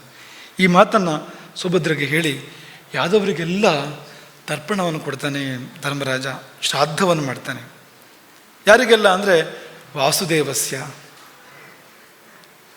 ಭಗವಂತನೇ ಇರ್ಬೋದು, ಆದರೆ ಮಾಡಬೇಕಾದ್ನೆಲ್ಲ ಮಾಡಬೇಕು, ಈ ಲೋಕದಲ್ಲಿ ಮಾಡಬೇಕಾದ್ನೆಲ್ಲ ಮಾಡಬೇಕು. ಹಾಗಾಗಿ ವಾಸುದೇವನಿಗೆ, ಇನ್ನು ಉಳಿದವರಿಗೂ ಕೂಡ ಬಲರಾಮ ಇರ್ಬೋದು ಅಥವಾ ವಸುದೇವಾದಿಗಳಿರ್ಬೋದು, ಎಲ್ಲರಿಗೂ ಕೊಡಬೇಕು. ಅವರೆಲ್ಲರಿಗೂ ಉದಕವನ್ನು ಕೊಟ್ಟು ಶ್ರಾದ್ದಗಳನ್ನು ಮಾಡಿ ಅವ್ರ ಹೆಸರು ದಾನಗಳನ್ನು ಮಾಡಿ. ತುಂಬ ಮುಖ್ಯ ಇದು. ಯಾರು ಎಳೆದು ಹೋಗಿರ್ತಾರೋ ಅವ್ರ ಹೆಸರು ದಾನಗಳನ್ನು ಮಾಡಬೇಕು. ಎಲ್ಲಿವರೆಗಿದೆ ಅಂದರೆ, ಈಗ ವಾಲಿಯ ವಧೆ ಆಗುತ್ತೆ, ವಾಲಿ ಸಾಯ್ತಾನೆ, ಅದು ದಶರಥ ಸಾಯ್ತಾನೆ. ಶರೀರ ತಗೊಂಡು ಹೋಗುವಾಗ ಹಿಂದಿನಿಂದ ರತ್ನಗಳನ್ನು ಬೀರ್ತಾ ಹೋಗಬೇಕು. ಬೀದಿಯಲ್ಲಿ ಮುತ್ತು ರತ್ನಗಳನ್ನು ಬೀರ್ತಾ ಹೋಗುವಂಥದ್ದು, ಚೆಲ್ಲಾಡ್ತಾ ಹೋಗುವಂಥದ್ದು ಅಂತಂದರೆ ಅಷ್ಟು ದಾನ ಮಾಡಬೇಕು ಅಂತ. ಸತ್ತಾಗ ಯಾವತ್ತೂ ಜಿಪುಣತನ ಮಾಡಬಾರ್ದು, ಮಾಡಿದಷ್ಟು ಒಳ್ಳೆಯದು, ಆ ಜೀವಕ್ಕೆ, ಆ ಕುಲಕ್ಕೆ ಒಳ್ಳೆಯದು. ಹಾಗಾಗಿ ದದೌ ರತ್ನಾನಿ, ಧರ್ಮರಾಜ ಯಾದವರಿಗೋಸ್ಕರವಾಗಿ ರತ್ನಗಳನ್ನು ದಾನ ಮಾಡಿದ, ವಸ್ತ್ರಗಳನ್ನು ದಾನ ಮಾಡಿದ, ಗ್ರಾಮಗಳನ್ನು ದಾನ ಮಾಡಿದ, ಕುದುರೆಗಳನ್ನು, ರಥಗಳನ್ನು ದಾನ ಮಾಡಿದ, ಲಕ್ಷಾಂತರ ಗೋವುಗಳನ್ನು ದಾನ ಮಾಡ್ತಾನೆ. ಗವಾಂ ಶತಸಹಸ್ರಶಃ ಇವೆಲ್ಲವನ್ನು ಮಾಡಿ. ಪರೀಕ್ಷಿತನಿಗೆ ಕೂಡ ಗುರು ಬೇಕು, ಅವನಿಗೆ ಚಿಕ್ಕವನು, ಅವನಿಗೆ ಮಾರ್ಗದರ್ಶನ ಆಗಬೇಕು. ಕೃಪರನ್ನು ಕರೆದು ಕೃಪರನ್ನು ಗುರುವಾಗಿ ನಿಯಮಿಸಿ ಪರೀಕ್ಷಿತನನ್ನು ಅವರ ಕೈಯಲ್ಲಿ ಕೊಟ್ಟು, ಕೃಪರ ಕೈಯಲ್ಲಿ ಕೊಟ್ಟು, ಶಿಷ್ಯಂ ಪರೀಕ್ಷಿತಂ ತಸ್ಮೈ ದದು ಭರತ ಸತ್ತಮಃ ಅವನ ಕೈಯಲ್ಲಿ ಕೊಟ್ಟು, ಆಮೇಲೆ ಪಾಂಡವರು ಮಹಾಪ್ರಸ್ಥಾನಕ್ಕೆ ಹೊರಟಿರ್ತಕ್ಕಂಥದ್ದು. ಪ್ರಜೆಗಳನ್ನು ಕರೆದು ಹೇಳುವಂಥದ್ದಿದೆ ಈ ಸಮಯದಲ್ಲಿ. ಎಲ್ಲ ಪ್ರಜೆಗಳನ್ನು ಕರೀತಾನೆ ಧರ್ಮರಾಜ. ಪ್ರಜೆಗಳನ್ನು ಕರೆದು ತನ್ನ ನಿರ್ಧಾರವನ್ನು ಹೇಳ್ತಾನೆ. ಅವ್ರಿಗಾದ ದುಃಖಕ್ಕೆ ಪಾರವೇ ಇಲ್ಲ. ಹಿಂದೊಂದು ಸಾರಿ ಇಂಥ ಸಂದರ್ಭ ಬಂದಿತ್ತು. ಯಾವಾಗ ಪಾಂಡವರು ಕಾಡಿಗೆ ಹೊರಟಾಗ ಹಸ್ತಿನಾವತಿ ಹತ್ತಿತ್ತು ಅಂತ ಎಲ್ಲ ರೋದನ ಮಾಡಿದರು, ಎಲ್ಲ ದುಃಖಪಟ್ಟಿದ್ರು ಆ ಸಮಯದಲ್ಲಿ. ಇದು ಅದಕ್ಕೆ 100 ಪಾಲು. ಯಾಕೆಂದರೆ ಮರಳಿ ಬರುವ ಪ್ರಯಾಣ ಅಲ್ಲ ಇದು, ಹೋದವರು ಹೋಗೇ ಬಿಟ್ರು ಅಂಥ ಪ್ರಯಾಣ ಅದು. ಹಾಗಾಗಿ ಅವರು ಯಾರೂ ಒಪ್ಕೊಳ್ಳೇ ಇಲ್ಲ, ಯಾರೂ ಒಪ್ಕೊಳ್ಳಿಲ್ಲ ಅಂತ. ವೃಷಂ ಉದ್ವಿಗ್ನ ಮನಸ್ಸು, ಎಲ್ಲರಿಗೂ ಉದ್ವೇಗ ಆಯಿತು. ನಾಭ್ಯನ ಅಂತಂತೆ ತದ್ವಚಃ, ಆ ಮಾತನ್ನು ಒಪ್ಕೊಳ್ಳಿಲ್ಲ, ಸ್ವೀಕಾರ ಮಾಡಲಿಲ್ಲ. ನೈವಂ ಕರ್ತವ್ಯಂ, ಎಲ್ಲರದ್ದು ಒಕ್ಕೊರಲು, ಇಡೀ ಪ್ರಜಾಸ್ತೋಮದ್ದು ಒಕ್ಕೊರಲು ಧರ್ಮರಾಜನಿಗೆ, ಹೀಗೆ ಮಾಡಿಕೂಡದು ಅಂತ. ಆದರೆ ಧರ್ಮರಾಜ ಕೇಳಲಿಲ್ಲ. ಯಾಕೆಂದರೆ ಆತ್ಮೋದ್ಧಾರಕ್ಕೆ ಹೊರಟವನು ಯಾವುದನ್ನು ಕೇಳಬಾರ್ದು, ಇಂಥದ್ದನ್ನು ಅಂತ. ಯಾವ ಒತ್ತಡಕ್ಕೂ ಮಣಿಯಬಾರ್ದು. ಬೇರೆ ಯಾವುದೇ ಸಂದರ್ಭಕ್ಕಾದರೆ ಒತ್ತಡಗಳಿಗೆ ಮಣಿಯಲೂಬಹುದು, ಆದರೆ ಯಾರು ಆತ್ಮದ ಹಾದಿಯನ್ನು ಹಿಡಿದು ಹೋಗ್ತಾನೆ, ಯಾರು ಅಡ್ಡಯಿಸಿದ್ರು ಕೂಡ ನಿಲ್ಲಬಾರ್ದು ಅವನು ಅಂತ, ಹೋಗ್ಬೇಕು ಅವನು ಅಂತ. ಹಾಗೆ ನಿಯಮ ಇರ್ತಕ್ಕಂಥದ್ದು. ಬೇರೆ ಸಂದರ್ಭ ಆಗಿರೋ ಧರ್ಮರಾಜ ಒಪ್ತಿದ್ನೋ ಏನೋ ಅಂತ. ಈಗ ಮಾತ್ರ ನಚ ರಾಜ ತಥಾ ಕಾರ್ಷೀತ್, ಕಾಲಪರ್ಯಾಯ ಧರ್ಮವಿತ್ತು, ಹೊರಟಿದ್ದು ಅಲ್ಲಿಗೆ ಹೋಗಿ ಬರ್ತಾನೆ ಅಂತ ಅಷ್ಟೇ ಅಂತ. ಹೀಗೆ ಪೌರ ಜಾನಪದರಿಗೆಲ್ಲ, ಅಂದರೆ ನಗರದವರು, ಹಳ್ಳಿಯವರು, ಇವರೆಲ್ಲರಿಗೂ ಸೂಚನೆಯನ್ನು ಕೊಟ್ಟು ಮೈ ಮೇಲಿನ ಆಭರಣಗಳನ್ನೆಲ್ಲ ತೆಗೆದುಹಾಕಿ ಬೆಲೆ ಬಾಳುವ ಬಟ್ಟೆಗಳು ಹುಟ್ಟಿದ ಆ ಬಟ್ಟೆಗಳನ್ನೆಲ್ಲ ತೆಗೆದುಹಾಕಿ ನಾರು ಬಟ್ಟೆಯನ್ನು ಉಟ್ಟು ಹೊರಟರು ಪಾಂಡವರು. ಧರ್ಮರಾಜ, ಭೀಮ, ಅರ್ಜುನ, ನಕುಲ ಸಹದೇವರು, ದ್ರೌಪದಿ ಇವರೆಲ್ಲ ಹೊರಡ್ತಾರೆ. ಹೇಗೆ ಹೊರಡ್ತಾರೆ ಅಂದರೆ ಅದೊಂದು ತುಂಬ ಅದ್ಭುತವಾಗಿರ್ತಕ್ಕಂಥದ್ದು ಅಂತ. ಅಗ್ನಿಹೋತ್ರ ಮಾಡ್ತಾ ಇದ್ರಲ್ವ ನಿತ್ಯವೂ ಕೂಡ ಅಗ್ನಿಯನ್ನು ತಮ್ಮೊಳಗೆ ಆರೋಪಣೆ ಮಾಡಿಕೊಂಡು, ಆತ್ಮದಲ್ಲಿ ಆರೋಪಣೆ ಮಾಡಿಕೊಂಡು, ಅಗ್ನಿಯ ಬಾಹ್ಯ ರೂಪ ಇದೆ ಬೆಂಕಿ, ಅದನ್ನು ನೀರಿನಲ್ಲಿ ವಿಸರ್ಜನೆ ಮಾಡಿ, ಅದಕ್ಕೊಂದು ಇಷ್ಟು ಇದೆ, ಒಂದು ಪುಟ್ಟ ಯಜ್ಞ ಇದೆ. ಅಗ್ನಿಹೋತ್ರವನ್ನು ಮುಂದುವರಿಸೋಕ್ಕೆ ಸಾಧ್ಯ ಇಲ್ಲ ಅಂತ ಸಂದರ್ಭ ಬಂದಾಗ ಒಂದು ಉತ್ಸರ್ಗ ಎಷ್ಟಿ ಅಂತ ಕರೀತಾರೆ, ಒಂದು ಪುಟ್ಟ ಯಜ್ಞ ಅದು. ಆ ಯಜ್ಞವನ್ನು ಮಾಡಿ ಅಗ್ನಿಯ ಚೈತನ್ಯವನ್ನು ತಮ್ಮೊಳಗೆ ಆವಾಹನ ಮಾಡಿಕೊಂಡು ಅಗ್ನಿಯನ್ನು ನೀರಿನಲ್ಲಿ ವಿಸರ್ಜನೆ ಮಾಡ್ತಕ್ಕಂಥದ್ದು. ಅದನ್ನು ಮಾಡಿ ಪಾಂಡವರು ಹೊರಟರು. ಪೌರರು ಗೋಳಾಡಿದರು.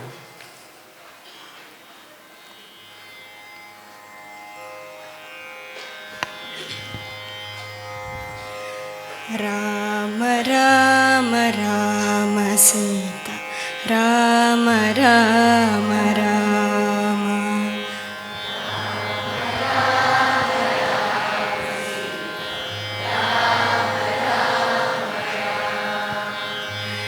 ರಾಮ ರಾಮ ರಾಮ ಸೀತಾ ರಾಮ ರಾಮ ರಾಮ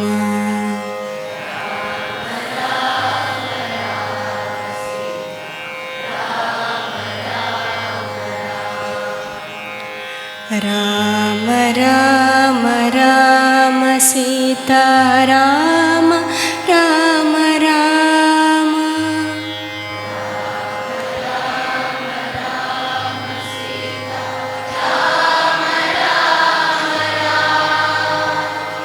ರಾಮ ರಾಮ ರಾಮ ಸೀತಾ ರಾಮ ರಾಮ ರಾಮ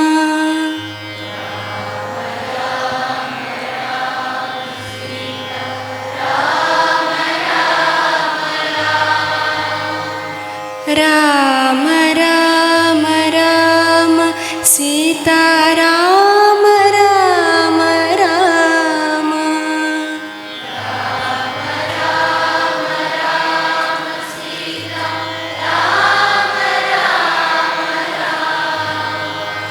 ರಾಮ ರಾಮ ರಾಮ ಸೀತಾ ರಾಮ ರಾಮ ರಾಮ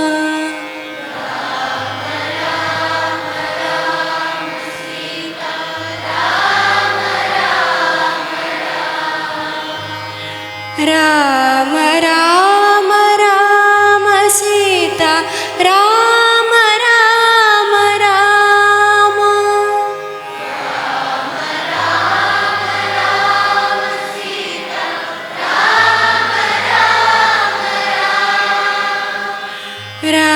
ರಾಮ ರಾಮ ರಾಮ ಸೀತಾ ರಾಮ ರಾಮ ರಾಮ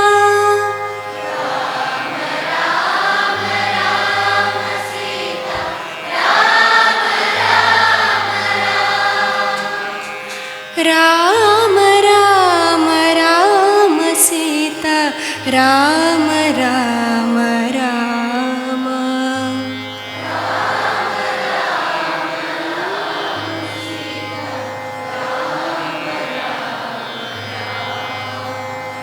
ರಾಮ ರಾಮ ರಾಮ ಸೀತಾ ರಾಮ ರಾಮ ರಾಮ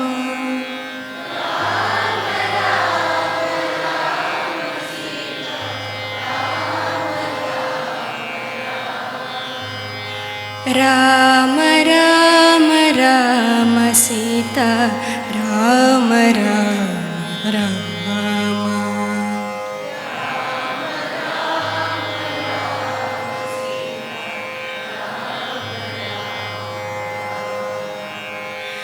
ರಾಮ ರಾಮ ರಾಮ ಸೀತಾ ರಾಮ ರಾಮ ರಾಮ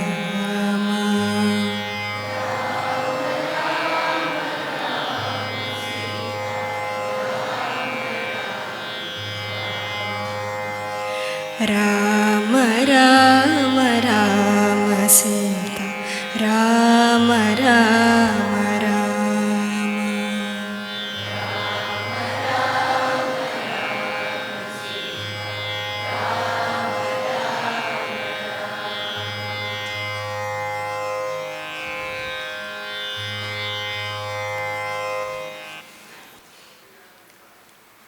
ಮೈ ನೆವರೇಳಿಸುವ ದೃಶ್ಯ ಅದು. ಯಾಕೆಂದರೆ ನಗರಕ್ಕೆ ನಗರವೇ ಗೋಳಿಡ್ತಾ ಇದೆ. ಪಾಂಡವರ ಮುಖದಲ್ಲಿ ವೇದನೆ ಇಲ್ಲ, ಸಮಾಧಾನ ಇದೆ, ಹರ್ಷ ಇದೆ. ಆಭರಣಗಳನ್ನು ಕಳಚಿಡುವಾಗ ಅಥವಾ ತಾವುಟ್ಟ ಪಠ್ಯವಸ್ತ್ರವನ್ನು ಬಿಚ್ಚಿಟ್ಟು ನಾರು ಬಟ್ಟೆಯನ್ನು ಉಡುವಾಗ, ಅಧಿಕಾರವನ್ನು ತ್ಯಾಗ ಮಾಡುವಾಗ, ಜೀವನವನ್ನೇ ತ್ಯಾಗ ಮಾಡಲಿಕ್ಕೆ ಹೊರಡುವಾಗ ಅವರ ಮುಖದಲ್ಲಿ ವೇದನೆ ಇರಲಿಲ್ಲ, ಹರ್ಷವೇ ಇತ್ತು. ಧರ್ಮರಾಜ ಮಾತ್ರ ಅಲ್ಲ, ಉಳಿದವರ ಮುಖದಲ್ಲಿ ಕೂಡ. ಯಾಕೆಂದರೆ ಅಣ್ಣ ಕರ್ಕೊಂಡು ಹೋಗ್ತಾ ಇರುವಂಥದ್ದು, ಅದು ಮುಂದೆ ಒಳ್ಳೆಯದಾಗಲೇಬೇಕು. ಮತ್ತು ವಾಸುದೇವನ ಪ್ರತಿಪ್ರಯಾಣ, ಕೃಷ್ಣನ ನಿರ್ಗಮನ ಇದೆಯಲ್ಲ, ಅದನ್ನು ಎಣಿಸಿದಾಗ ಮತ್ತೆ ಇಲ್ಲಿರುವ ಆಸಕ್ತಿಯೇ ಅವರಿಗಿಲ್ಲ ಈ ಲೋಕದಲ್ಲಿ. ಯಾಕೆಂದರೆ ಮಮ ಪ್ರಾಣಾಹಿ ಪಾಂಡವ, ಅಷ್ಟು ಹತ್ರ ಅವನಿಗೆ ಅವರು ಅಂತ ಹೊರಟೇ ಬಿಟ್ಟಿದ್ದಾರೆ. 7 ಜನ ಪ್ರಯಾಣ ಮಾಡ್ತಾ ಇದ್ದಾರೆ ಅಂತ. ಧರ್ಮರಾಜ, ಭೀಮ, ಅರ್ಜುನ, ನಕುಲ, ಸಹದೇವ, ದ್ರೌಪದಿ, ನಾಯಿ. ಅದು ಸ್ವಾರಸ್ಯ. ಅದು ಆತ್ಮನ ಸಪ್ತಮೋ ರಾಜ, ತನ್ನನ್ನು ಸೇರಿಸಿ 7 ಮಂದಿ ಒಟ್ಟು. ಇಲ್ಲಿ ನೋಡಿ, ನಾಯಿಯನ್ನು ಸೇರಿಸಿ 7 ಮಂದಿ ಅಂತ ಹೇಳಿಲ್ಲ, ಆತ್ಮನ ಸಪ್ತಮೋ ರಾಜ ಅಂತ ತನ್ನನ್ನು ಸೇರಿಸಿ 7 ಮಂದಿ ಅಂತ ಅನ್ನುವಾಗ ಏನೊಂದು ಮಹತ್ವ ಇದೆ ಅದಕ್ಕೆ.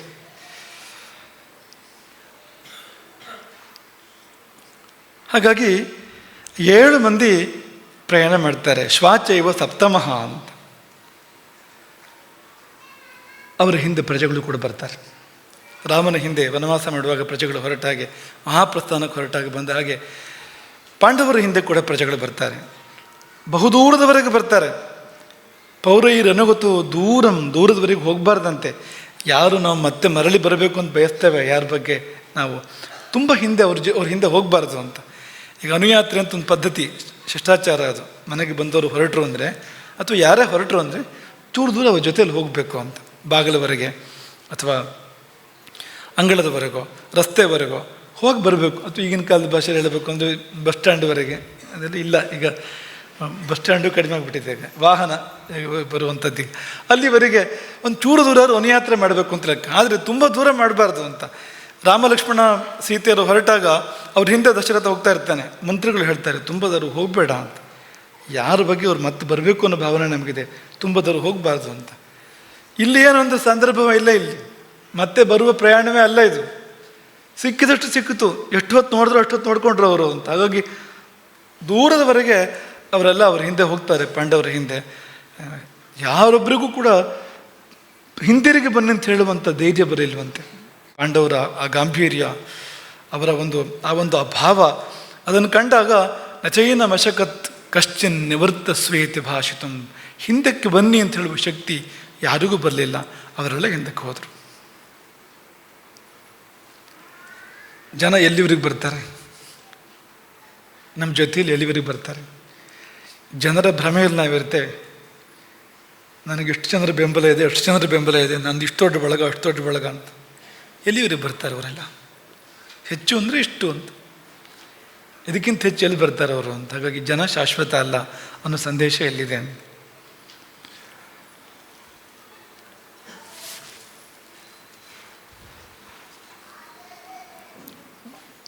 ಕೃಪ, ಯುಯುತ್ಸು ಮೊದಲಾದವರು ಹಸ್ತನಾವತಿಗೆ ಮರಳಿದರು. ಉಲೂಪಿ ಗಂಗೆಯಲ್ಲಿ ಹಿಡಿದು ಹೋದ್ಲು. ಉಲೂಪಿ ಅಂದರೆ ಗೊತ್ತಲ್ವ ಯಾರು ಅಂತ? ಅರ್ಜುನನ ಒಬ್ಬಾಕೆ ಪತ್ನಿಯವಳು, ಸರ್ಪ ವಂಶಕ್ಕೆ ಸೇರಿರ್ತಕ್ಕಂಥವಳು. ಅವಳು ಗಂಗೆಯಲ್ಲಿ ಹಿಡಿದು ಹೋದ್ಲು. ಚಿತ್ರರಂಗದ ಮಣಿಪುರಕ್ಕೆ ಹೋದರು. ಉಳಿದವರೆಲ್ಲ ಹಸ್ತನಾವತಿಗೆ ಮರಳಿದರು. ಪಾಂಡವರು ತಮ್ಮ ಪ್ರಯಾಣವನ್ನು ಮುಂದುವರಿಸಿದರು ಪೂರ್ವಾಭಿಮುಖವಾಗಿ. ಮಹಾಪ್ರಸ್ಥಾನದ ಬಗ್ಗೆ ನಾವೇನು ಹೇಳಿದ್ವು? ಇವರು ಪೂರ್ವಾಭಿಮುಖವಾಗಿ ಹೋಗ್ತಾರೆ. ಕಾರಣ ಇದೆ ಅದಕ್ಕೆ. ಅವರು ಅಂತಿಮ ಪ್ರಯಾಣ ಕೈಗೊಳ್ಳೋಕ್ಕಿಂತ ಮೊದಲು ಒಂದು ಭೂ ಪರಿಭ್ರಮಣೆ ಮಾಡುವಂಥವ್ರು ಇದ್ದಾರೆ ಅಂತ. ಹಾಗಾಗಿ ಪೂರ್ವಾಭಿಮುಖವಾಗಿರ್ತಕ್ಕಂಥ ಯಾತ್ರೆ ಅಂತ. ಪೂರ್ವಾಭಿಮುಖವಾಗಿ ಯೋಗಯುಕ್ತರಾಗಿ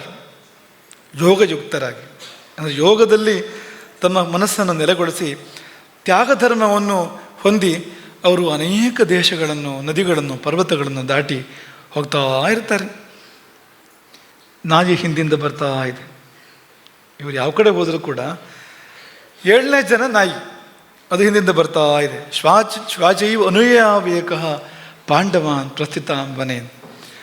ಪುರಾಭಿಮುಖವಾಗಿ ಹೋಗ್ತಾ ಹೋಗ್ತಾ ಕೆಂಪು ಸಮುದ್ರ ಅವರಿಗೆ ಎದುರಾಗ್ತದೆ.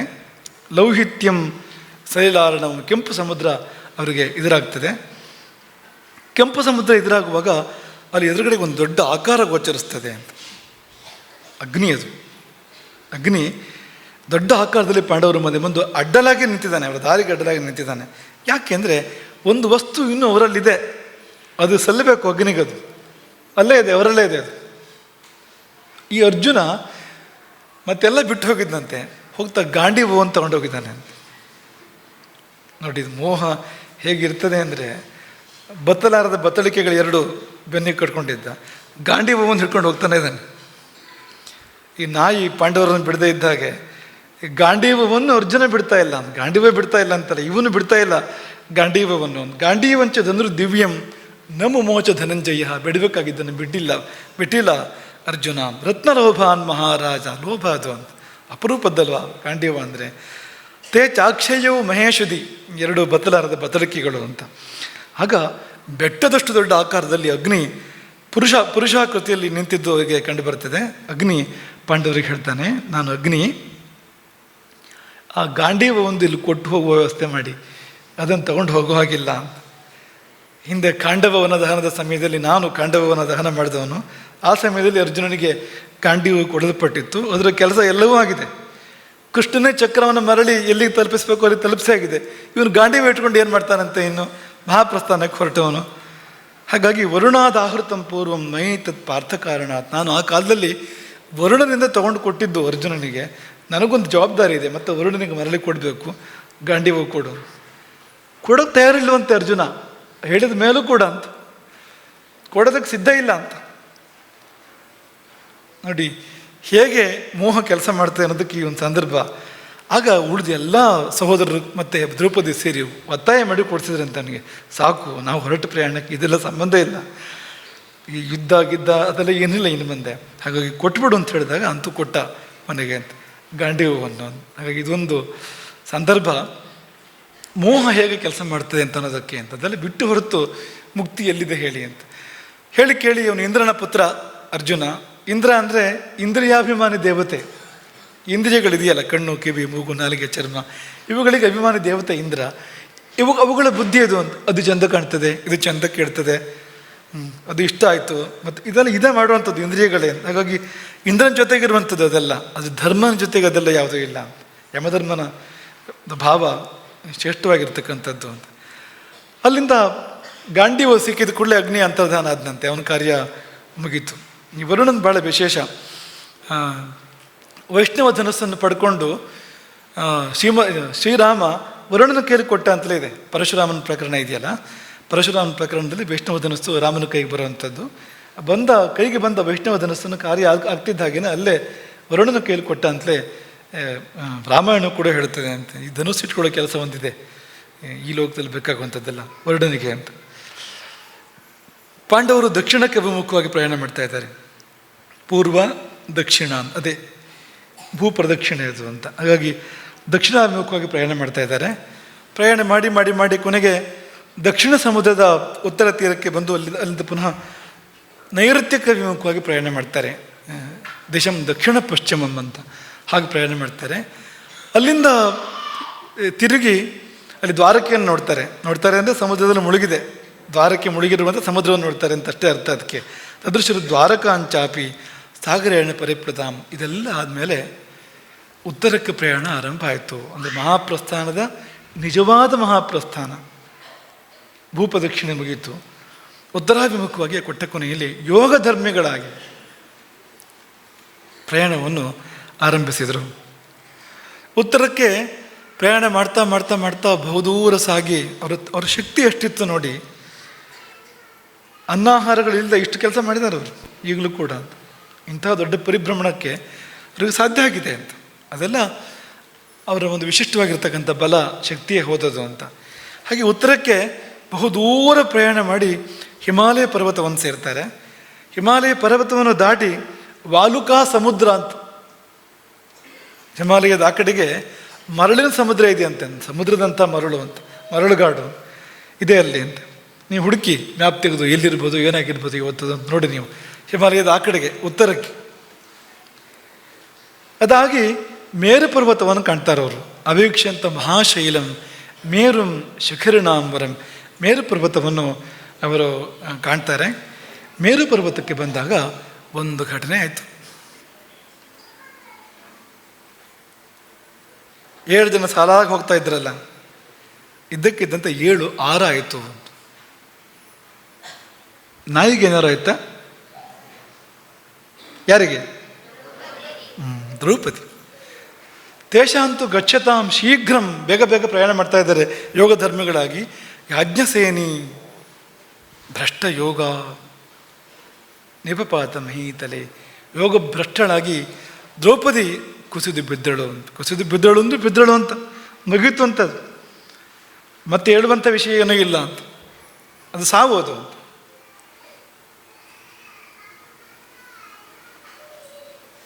ಭೀಮ ಪ್ರಶ್ನೆ ಮಾಡ್ತಾನೆ ಧರ್ಮರಾಜನ, ನಾಧರ್ಮಶ್ಚರಿತ ಕಶ್ಚಿದ್ ರಾಜಪುತ್ರ್ಯ ಪರಂತಪ. ಈ ದ್ರೌಪದಿ ತಪ್ಪು ಮಾಡಿದ್ದನ್ನು, ಪಾಪ ಮಾಡಿದ್ದನ್ನು ನಾನು ಯಾವತ್ತೂ ನೋಡಿಲ್ಲ. ಯಾಕೆ ಅವಳಿಗೆ ಹೀಗಾಯ್ತು? ಯಾಕೆ ಅವಳು ಯೋಗ ಭ್ರಷ್ಟಳಾಗಿ ಪತನಗೊಂಡ್ಳು? ಕಾರಣಂ ಕಿನ್ನು ತದ್ರಾಜನ್ ಕೃಷ್ಣ ಪತಿತಾ ಭವಿ ಯತ್ ಕೃಷ್ಣ ಪತಿತಾ ಭವಿ. ಯುಧಿಷ್ಠಿರ ಉತ್ತರ ಕೊಡ್ತಾನೆ, ಹಿಂತಿರುಗಿ ನೋಡದೆ. ದ್ರೌಪದಿ ಬಿದ್ದಿದ್ರು ಕೂಡ ಆ ಮಹಾಪ್ರಸ್ಥಾನ ಅಂದ್ರೆ ಅಂಥದ್ದು ಅಂತ. ತಿರುಗಿ ನೋಡದೆ, ಹಿಂದಿರುಗಿ ನೋಡದೆ ಉತ್ತರ ಕೊಡ್ತಾನೆ, ಯುಧಿಷ್ಠಿರ, ಈಕೆಗೆ ಅರ್ಜುನನಲ್ಲಿ ಪಕ್ಷಪಾತ ಇತ್ತು. 5 ಪಾಂಡವರನ್ನು ಸಮವಾಗಿ ಭಾವಿಸಬೇಕಾಗಿತ್ತು. 5 ಪತಿಗಳಲ್ವಾ, ಹೆಚ್ಚೇನು ಕಡಿಮೆಯೇನು ಇಲ್ಲಿ ಏಕರೂಪವಾಗಿ ಭಾವಿಸಬೇಕಾಗಿತ್ತು. ಪಕ್ಷಪಾತ ಬಂತಲ್ಲ ಅವಳಿಗೆ, ಅದೇ ದೋಷ ಅಂತ. ಅದು ಸರಿಯಲ್ಲ. ಪಾತಿವೃತ್ಯ ಪರಮ ಪತಿವ್ರತೆಯೇ ಹೌದು, ಏನೂ ಸಂಶಯ ಇಲ್ಲ. ಪಾತಿವೃತ್ಯದಲ್ಲಿ ಕೊಂಚ ದೋಷ ಆಯಿತು. ಉಳಿದವರು ಕಡಿಮೆ, ಅವನು ಹೆಚ್ಚು ಅಂತ ಆಗಿದ್ದರಿಂದ. ಪಕ್ಷಪಾತು ಮಹಾನ್, ಸಣ್ಣ ಪಕ್ಷಪಾತ ಅಲ್ವಂಥದ್ದು. ಅವಳು ತೋರಿಸ್ಕೊಡದೇ ಇದ್ರೂ ಕೂಡ ಅವಳ ಹೃದಯದಲ್ಲಿ ದೊಡ್ಡ ಪಕ್ಷಪಾತ ಅರ್ಜುನನ ಬಗ್ಗೆ ಇತ್ತು. ಅದರ ಫಲ ಈಗ ಬಂತು. ಅಲ್ಲಿಗೆ ಏನಾಯಿತು? ರೂಪ ಉಪಯೋಗಕ್ಕೆ ಬರೋದಿಲ್ಲ ಅಲ್ಲಿ ಅಂತಾಯಿತು. ಸ್ಫುರದ್ ರೂಪ. ತುಂಬ ಮರ್ಯಾದೆ ಇದೆ ಈ ಪ್ರಪಂಚದಲ್ಲಿ. ರೂಪ ಅಂದರೆ ಎಷ್ಟು ರೂಪಕ್ಕಾಗಿ ನಾವು ಪ್ರಯತ್ನ ಪಡೋಂಥದ್ದು ಅಲ್ವಾ? ಕಗ್ಗ ಇದೆಯಲ್ಲ ಅದೊಂದು, ಮುಖರದೆದುರುಳು ನಿಂತು ಮಗವ ತಿದ್ದುವರೆಲ್ಲ. ಕೇಳಿದಾರ ಕಗ್ಗವನ್ನ? ಸೊಗಸು ಬೇಡದ ನರಪ್ರಾಣಿ ಎಲ್ಲಿ ಹೋದಯ್ಯ. ಚೆಲುವು ಬೇಡ ಅನ್ನುವಂಥ ನರಪ್ರಾಣಿ ಎಲ್ಲಿದೆ? ಯಾರು? ಮಗುವೆ, ಮುದುಕನೆ, ಪುರಾಣಿಕ ಪುರೋಹಿತರೇ. ಜಗದ ಕಣ್ಣೆಣುಕದೆಡೆ ಯಾರಿಗೂ ಕಾಣದೇ ಇರುವಲ್ಲಿ ಮುಕುರದ ಎದುರುಳು ನಿಂತು, ಕನ್ನಡಿ ಎದುರು ನಿಂತು ಎಲ್ಲ ಮುಖ ತಿದ್ದವರೇ. ಎಷ್ಟು ಪ್ರಯತ್ನ ಮಾಡುವಂಥದ್ದು ಸೊಬಗಿಗೋಸ್ಕರ. ಆದರೆ ಈ ಅತ್ಯಂತ ಮುಖ್ಯವಾದ ಕ್ಷಣ ಇದೆಯಲ್ಲ, ಈ ರೂಪ ಉಪಯೋಗ ಬರೋದಿಲ್ಲ. ಮುಂದೆ ಹೇಗೂ ಇಲ್ಲವೇ ಇಲ್ಲ, ಇರೋದೇ ಇಲ್ಲ ಅದು. ಆ ಕೊನೆ ಕ್ಷಣಕ್ಕೂ ಉಪಯೋಗ ಬರೋದಿಲ್ಲ ಅದು. ಹೋಗಲಿ, ಜೀವನ ಇಡೀ ಉಪಯೋಗಕ್ಕೆ ಬರುತ್ತೆ ಅಂದರೆ ಇಲ್ಲ. ಯೌವನ ಇದ್ದಾಗ ಮಾತ್ರ, ಇರುವಂಥದ್ದೇ ಅಷ್ಟು ಕಾಲ ಮಾತ್ರ. ಒಂದು 80 ವರ್ಷದ ಮುದುಕಿ ತುಂಬ ಚೆನ್ನಾಗಿ ಶೃಂಗಾರ ಮಾಡಿಕೊಂಡ್ರೆ ಹೇಗೆ ಕಾಣ್ತದೆ? ನೀವು ಹೇಳಿ. ಅದ್ಭುತವಾಗಿ ಶೃಂಗಾರ ಈಗ ನೀವು ಚಿಕ್ಕ ವಯಸ್ಸಿನವ್ರು ಹೇಗೆ ಶೃಂಗಾರ ಮಾಡ್ಕೋತೀರಿ, ಅದೇ ತರಹ ಅದೇ ಸಾಧನಗಳನ್ನು ಬಳಸಿ ಒಂದು 80 ವರ್ಷದ ಮುದುಕಿ ಶೃಂಗಾರ ಮಾಡಿಕೊಂಡ್ರೆ ವಿಕಾರವಾಗಿ ಕಾಣ್ತದೆ ಅಂತ, ಚಂದ ಕಾಣೋದಿಲ್ಲ ಅದು ಅಂತ. ಅಂದರೆ ಯಾವ ಸೌಂದರ್ಯ ಪ್ರಸಾದಗಳು ಕೂಡ ಅವ್ರನ್ನ ಬಚಾವ್ ಮಾಡೋದಿಲ್ಲ ಅಂತ ಆ ಸಮಯದಲ್ಲಿ. ಈ ಲೋಕದಲ್ಲಿ ಕೂಡ ಅದಕ್ಕೆ ಹೆಚ್ಚು ಸಮಯ ಇಲ್ಲ ಅಂತ. ಚಿಕ್ಕ ವಯಸ್ಸಲ್ಲಿದೆಯಾ ಅಂದರೆ ಇಲ್ಲ, ಬಾಲ್ಯದಲ್ಲಿ ಯೌವನ ಬರಬೇಕು. ಯೌವನ ಎಷ್ಟು ಕಾಲ ಇರ್ತದೆ? ಅಲ್ಲಿ ಅಲ್ಪ ಕಾಲ ಮಾತ್ರವೇ. ಅಲ್ಲೂ ಕೂಡ ಮುಂದೆ ಇಳಿಮುಖ ಆಗ್ತಾ ಹೋಗ್ತದೆ. 25ರವರೆಗೆ ಏರುಮುಖ, 25 ದಾಟ್ತಂದ್ರೆ ಇಳಿಮುಖ ಶುರು ಅಂತ, ಅಲ್ಲಿಯೇ ಅಂತ.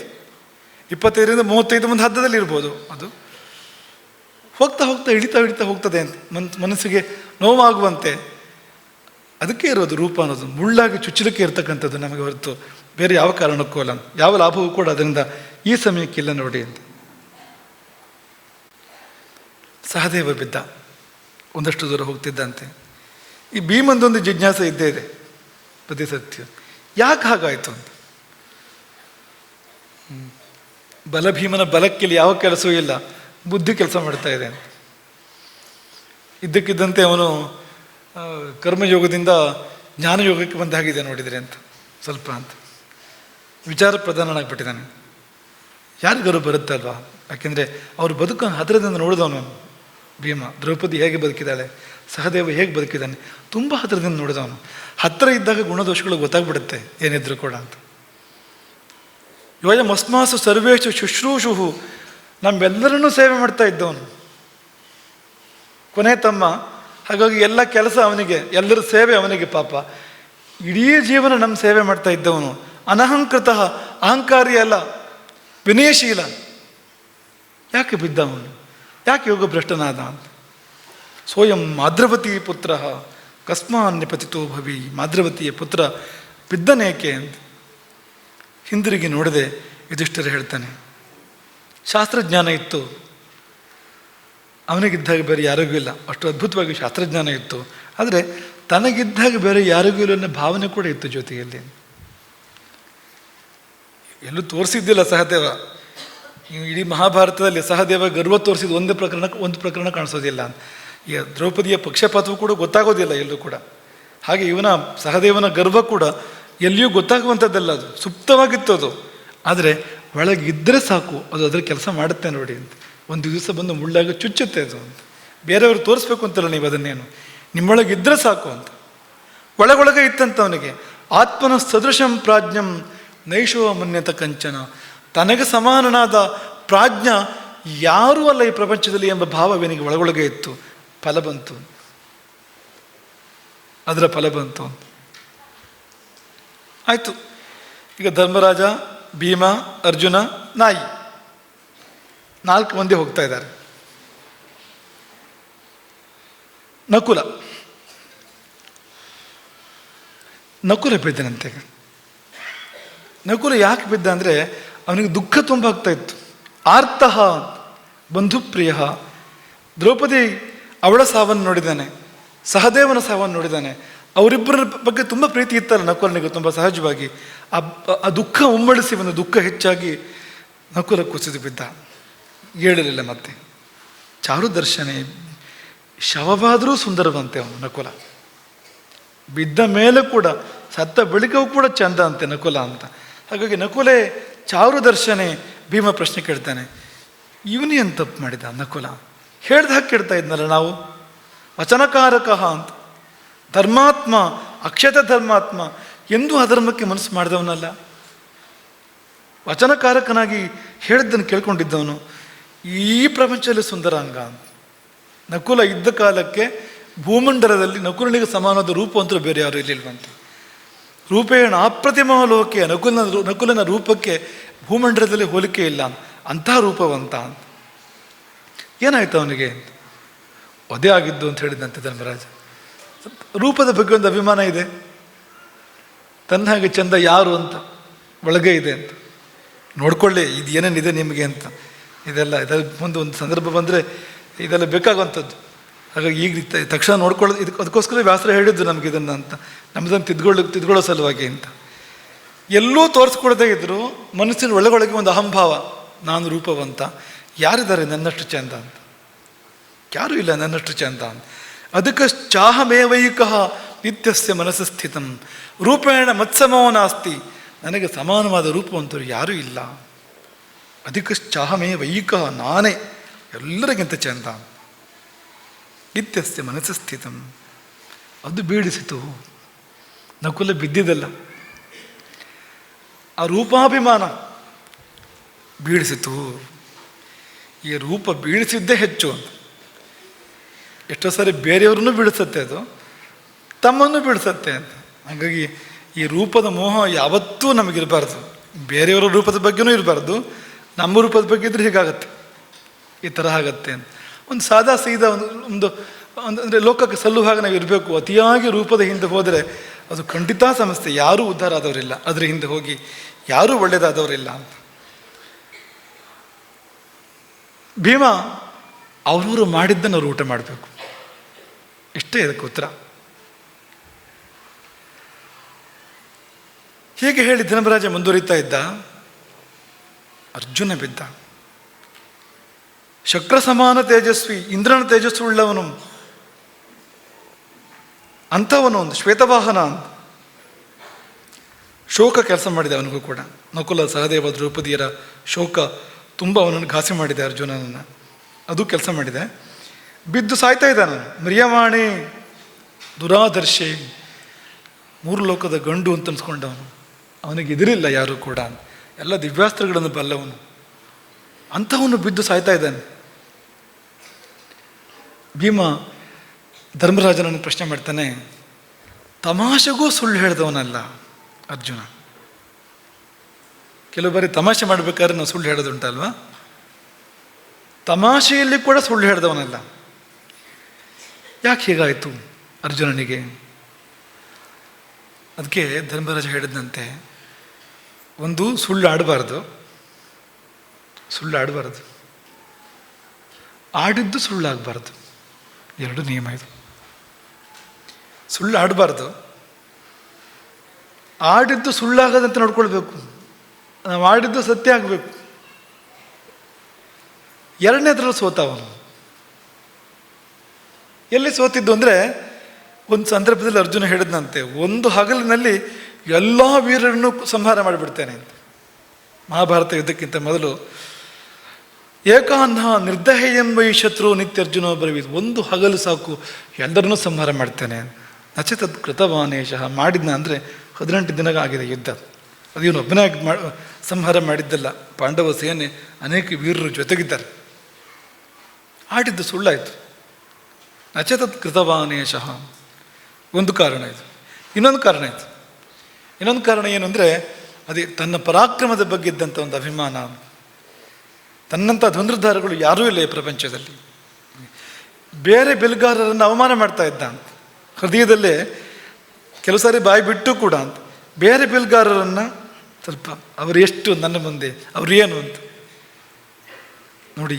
ಎಲ್ಲ ಪಾಂಡವರಲ್ಲೂ ಪಾಪ ಈ ಬಿದ್ದವರಲ್ಲೆಲ್ಲ ಇದು ಕೆಲಸ ಮಾಡಿದೆ ನೋಡಿ ಅಂತ. ಯಾವುದು? ಇಗೋ, ನಾನು ರೂಪವಂತ, ನಾನು ಮಹಾಪ್ರಾಜ್ಞ, ನಾನು ಪರಾಕ್ರಮಿ ಅಂತ. ಅವಮೇನೆ ಧನುರ್ಗ್ರಾಹ ನೇಷ ಸರ್ವಾಶ್ಚ ಫಲ್ಗುಣ, ಎಲ್ಲ ಬಿಲ್ಗಾರನ್ನು ಅವಮಾನ ಮಾಡ್ತಾ ಇದ್ದ. ಫಲ ಬಂತು. ಭೀಮ, ನಾವು ಏನು ಹೇಳ್ತೇವೋ ಅದನ್ನು ಮಾಡಬೇಕು, ಒಳ್ಳೇದಾಗಬೇಕು ಅಂತಿದ್ರೆ. ಯಥಾ ಚೋಕ್ತಂ ತಥಾ ಚೈವ ಕರ್ತವ್ಯಂ ಭೂತಿಮಿಚ್ಛತಾಂ. ಒಳ್ಳೇದಾಗಬೇಕು ಅಂತಿದ್ರೆ ಯಥಾ ಚೋಕ್ತಂ ತಥಾ ಚೈವ ಕರ್ತವ್ಯಂ, ಹೇಳಿದಂತೆ ನಡ್ಕೊಳ್ಬೇಕು. ಗಮನಿಸಿ ಮಕ್ಕಳೇ, ತಮಾಷೆಗೂ ಸುಳ್ಳಾಡಬೇಡಿ, ಮತ್ತು ನೀವು ಹೀಗೆ ಮಾಡ್ತಾನೆ ಅಂತ ಹೇಳಿದ್ರೆ ಹಾಗೆ ಮಾಡಬೇಕು, ಹೀಗೆ ನಡ್ಕೊಳ್ತೇನೆ ಹಾಗೆ ನಡ್ಕೊಳ್ಬೇಕು ಅಂತ. ಮಾತಾಡಿದ್ರೆ ಮುಗೀತು ಅಂತ. ರಾಮನ ಬಗ್ಗೆ ಹೇಳ್ತಾರಲ್ವಾ,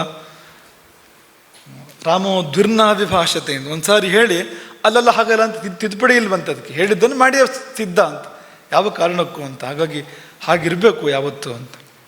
ಭೀಮನೇ ಬಿದ್ದನಂತೆ. ಆದರೆ ಎಷ್ಟು ಅವನು ಜಿಜ್ಞಾಸು ಅಂದರೆ, ಸಾಯುವ ಸಂಕಟದ ಮಧ್ಯದಲ್ಲಿಯೂ ಕೂಡ ಸಾಯುವ ಮೊದಲು ಪ್ರಶ್ನೆ ಕೇಳ್ತಾನೆ ಧರ್ಮರಾಜನಿಗೆ, ಅಣ್ಣ ನಾನೇನು ಮಾಡಿದೆ ಅಂತ. ಮೆಚ್ಚಬೇಕು ಅಂತ. ಈ ಭೀಮನೇ ಹೌದು ಈ ವಿಷಯದಲ್ಲಂತೂ ಕೊನೆ ಪಕ್ಷ ಜಿಜ್ಞಾಸೆ ನೋಡಿ ಅಂತ. ಆ ಕ್ಷಣಕ್ಕೂ ಇದೆ ಅಂತ. ಕೊನೆಯವರೆಗೂ ನಾವು ವಿದ್ಯಾರ್ಥಿಗಳೇ, ಕೊನೆಯ ಕ್ಷಣದವರೆಗೂ ವಿದ್ಯಾರ್ಥಿಗಳೇ ನಾವೆಲ್ಲರೂ ಕೂಡ. ವಿದ್ಯಾರ್ಥಿ ಜೀವನ ಮುಗೀತು ಅಂತಿಲ್ಲ. ನೀವು ವರ್ಷ ಲೆಕ್ಕ ಹಾಕ್ಬೇಡಿ, ಇಂತಿಷ್ಟು ವರ್ಷ ಮುಗೀತು, ಆಮೇಲೆ ವಿದ್ಯಾರ್ಥಿ, ಕೊನೆವರೆಗೂ ವಿದ್ಯಾರ್ಥಿ, ಕಲಿಯುವಂಥದ್ದು ಇದ್ದೇ ಇದೆ ಯಾವತ್ತೂ ಕೂಡ ಅಂತ. ಭೀಮನ ಉದಾಹರಣೆ ಇದೆ ನೋಡಿ ನಮಗೆ. ಭೋ ರಾಜನ್ ಅವೇಕ್ಷಸ್ವ, ಅಣ್ಣ ನೋಡು ನನ್ನನ್ನು ಅಂತ. ಪತಿತೋಹಂ, ಬಿದ್ದೆ ನಾನು, ಪ್ರಿಯಸ್ತವ, ನಿನಗೆ ನಾನು ಇಷ್ಟ ಅಲ್ವಾ ಅಣ್ಣ, ನಾನು ಯಾಕೆ ಬಿದ್ದೆ? ಕಿನ್ನಿಮಿತ್ತಂಚ ಪತನಂ ಬ್ರೂಹಿಮೆ ಇದು ವೇತ್ತ, ಅಣ್ಣ ಗೊತ್ತಿದ್ರೆ ಹೇಳು, ನಾನು ಯಾಕೆ ಬಿದ್ದೆ ಅಂತ.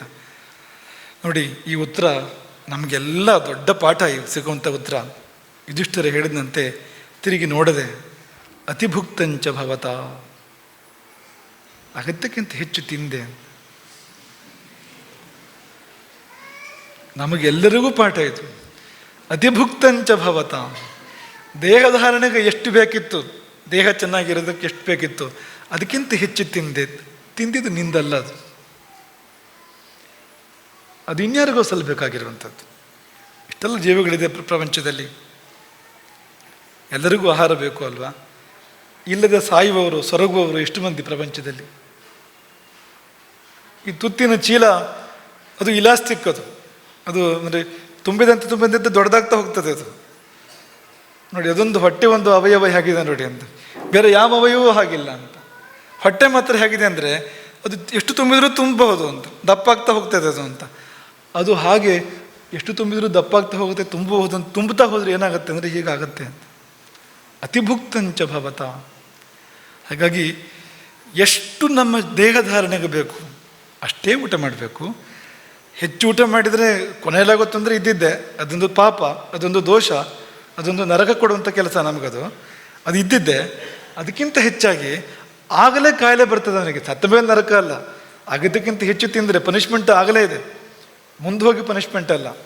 ಆಮವಾಗಿ ಯಾವುದು ಜೀರ್ಣವಾಗೋದಿಲ್ಲ ಆಹಾರ, ಅದಕ್ಕೆ ಆಮ ಅಂತ ಹೆಸರು. ಆಮವಾಗಿ ನಮಗೆ ರೋಗಗಳನ್ನು ತಂದು ಕೊಡ್ತದೆ ಅದು ಅಂತ. ಹಾಗಾಗಿ ಇಷ್ಟು ದೊಡ್ಡ ದೋಷ ನೋಡಿ ಅದು ಅಂತ. ಅತಿ ಭೋಜನ ಎನ್ನುವಂಥದ್ದು ಎಷ್ಟು ದೊಡ್ಡ ದೋಷ.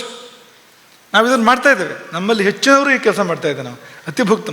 ಭೀಮ ಊಟ ಮಾಡುವಷ್ಟು ಊಟ ಮಾಡದೇ ಇರ್ಬೋದು, ಬಕನ ಬಂಡಿಯಷ್ಟು ಊಟ ಮಾಡದೇ ಇರ್ಬೋದು, ಆದರೆ ನಮ್ಮ ಮಾಡ್ತಕ್ಕಂತೆ ನಾವು ಸ್ವಲ್ಪ ಜಾಸ್ತಿ ತಗೊಳ್ತಾ ಇದ್ದೇವೆ.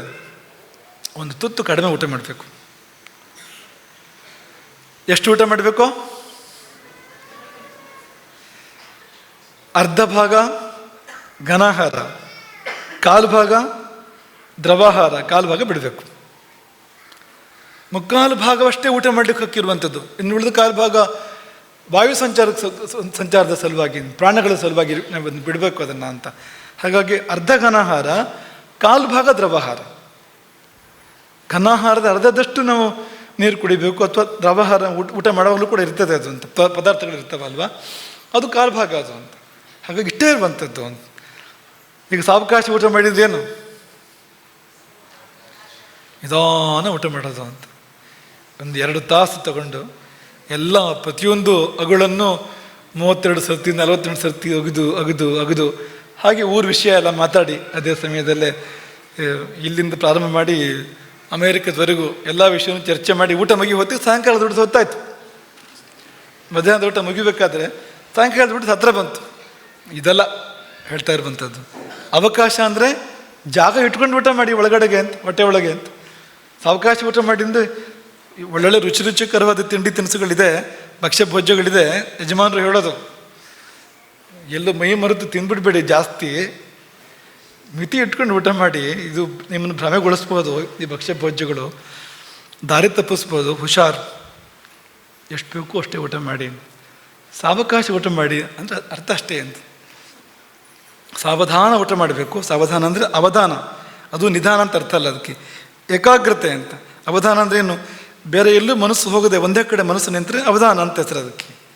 ಊಟ ಮಾಡುವಾಗ ಬೇರೆ ಎಲ್ಲೂ ಲಕ್ಷ್ಯ ಕೊಡದೆ, ಅನ್ನ ಬ್ರಹ್ಮ ಎದುರಿಗಿರುವಂಥದ್ದು, ಪರಮಾತ್ಮ ಅದು ನಮಗೆ ಆನಂದ ಕೊಡುವಂಥದ್ದು, ತುಷ್ಟಿ ಪುಷ್ಟಿ ಎಲ್ಲವನ್ನೂ ಕೊಡುವಂಥದ್ದು, ಜೀವನವನ್ನು ಕೊಡುವಂಥದ್ದು ಪರಮಾತ್ಮ ಸ್ವರೂಪ ಸಾಕ್ಷಾತ್ತಾಗಿ ಎದುರಿಗಿದೆ ಅದು. ಹಾಗಾಗಿ ಹರಟೆ ಮಾತಾಡದೆ ಪೂರ್ತಿ ಅನ್ನದ ಮೇಲೆ ಏಕಾಗ್ರವಾಗಿ ಇದ್ದುಕೊಂಡು ಅವಧಾನ ಅಂದರೆ ಅದು ಅಂತ. ಅವಕಾಶ ಇಟ್ಕೊಂಡು ಹೊಟ್ಟೆ ಒಳಗೆ ಊಟ ಮಾಡುವಂಥದ್ದು ಅಂತ. ಭೀಮನದ್ದು ಬೇರೆ ಏನಿಲ್ಲ, ಇದೊಂದು ವಿಷಯ ಇದೆ. ಊಟ ಮಾಡಿಬಿಟ್ಟಿದ್ದಾನೆ, ವೃಕೋದರ ಅಲ್ವಾ ಹೇಳಿ ಕೇಳಿ ಅವನು. ಇನ್ನೊಂದು ವಿಷಯ ಇದೆ ಅಂತ, ಬಲದ ಗರ್ವ ಅಂತ. ಪ್ರಾಣೇನ ಚ ವಿಕಥಸೆ ಅನಮೀಕ್ಷ ಪರಂ ಪಾರ್ಥ. ಬೇರೆ ಎಲ್ಲದನ್ನು ಅನಾದರಿಸಿ ನಾನೇ ಬಲವಂತ ಎಂಬಂತ ದರ್ಪ. ಇದರಿಂದಾಗಿ ನೀನು ಹೀಗೆ ಸ್ವರ್ಗಕ್ಕೆ ಹೋಗಲಿಕ್ಕೆ ಅಸಮರ್ಥನಾದೆ. ಸತ್ತು ಸ್ವರ್ಗ ಸೇರುವಂಥ ಪರಿಸ್ಥಿತಿ ಬಂತು, ಶರೀರ ಪತನ ಆಯಿತು, ಯೋಗಭ್ರಷ್ಟನಾದೆ ಅಂತ.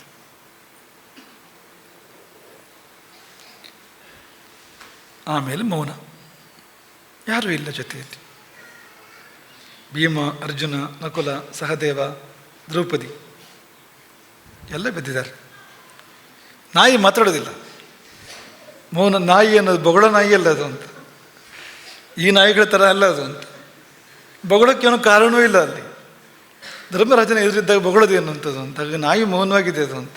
ಮೌನವೇ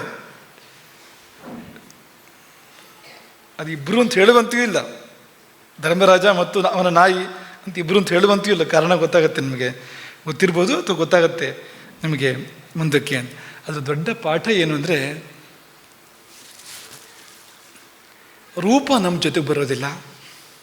ಉದಾಹರಣೆ ದ್ರೌಪದಿ ಮತ್ತು ನಕುಲ. ಸ್ತ್ರೀ ರೂಪಕ್ಕೆ ದ್ರೌಪದಿ ಉದಾಹರಣೆ, ಪುರುಷ ರೂಪಕ್ಕೆ ನಕುಲ ಉದಾಹರಣೆ. ಅವರಿಬ್ಬರು ಅವತ್ತಿನ ಕಾಲದಲ್ಲಿ ದ್ರೌಪದಿ ಅಂತ ಸ್ತ್ರೀ ಇಲ್ಲ, ನಕುಲನಂತ ಪುರುಷ ಇಲ್ಲ, ಸೌಂದರ್ಯಕ್ಕೆ ಅವರಿಗೆ ಸಮಾನರಿಲ್ಲ. ಸ್ತ್ರೀ ರೂಪ ಆಗಲಿ ಪುರುಷ ರೂಪ ಆಗಲಿ, ರೂಪ ನಮ್ಮ ಜೊತೆಗೆ ಬರೋದಿಲ್ಲ.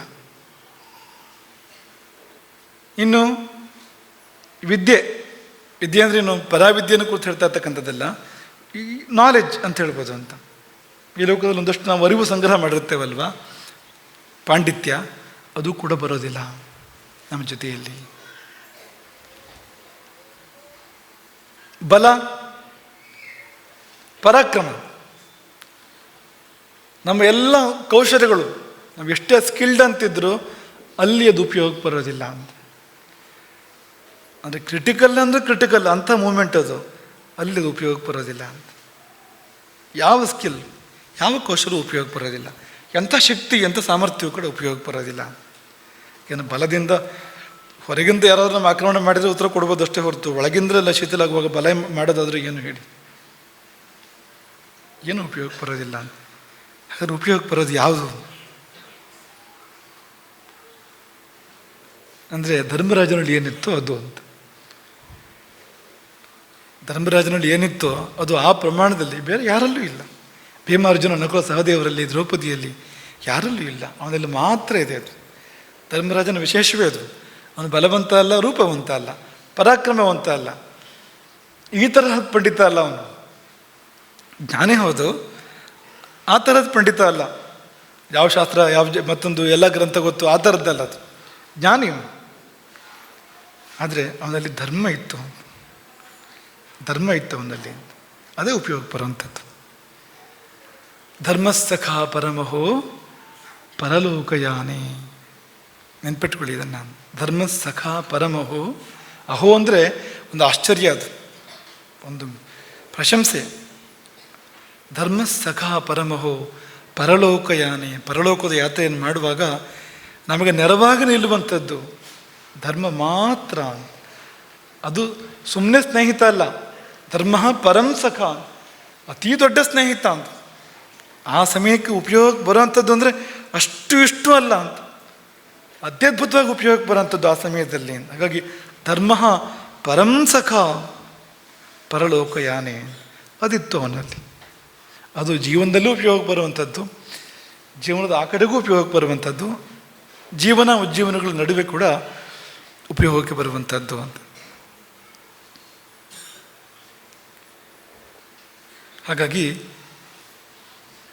ಧರ್ಮರಾಜ ಮಾತ್ರ ಪತನಗೊಳ್ಳಲಿಲ್ಲ, ಧರ್ಮರಾಜ ಬೇಡಲಿಲ್ಲ.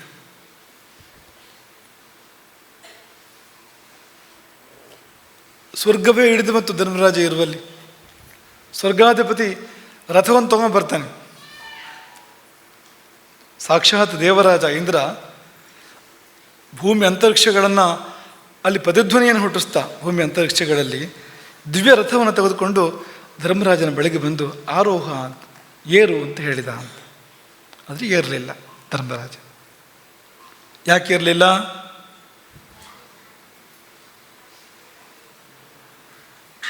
ಧರ್ಮರಾಜ ಈ ತಮ್ಮಂದರು ಬಿದ್ದಾಗ, ದ್ರೌಪದಿ ಬಿದ್ದಾಗ ಹಿಂದಿರುಗಿ ನೋಡಲಿಲ್ವಲ್ಲ, ಮಹಾಪ್ರಸ್ಥಾನದ ಧರ್ಮ ಅದು. ಆಗ ನಮ್ಗೆ ಅನಿಸ್ತದೆ ಅಲ್ವಾ, ಎಂಥ ಕೊಲ್ಲದೆ ಇರುವುದು ಅವನು ಧರ್ಮರಾಜ ಅಂತ.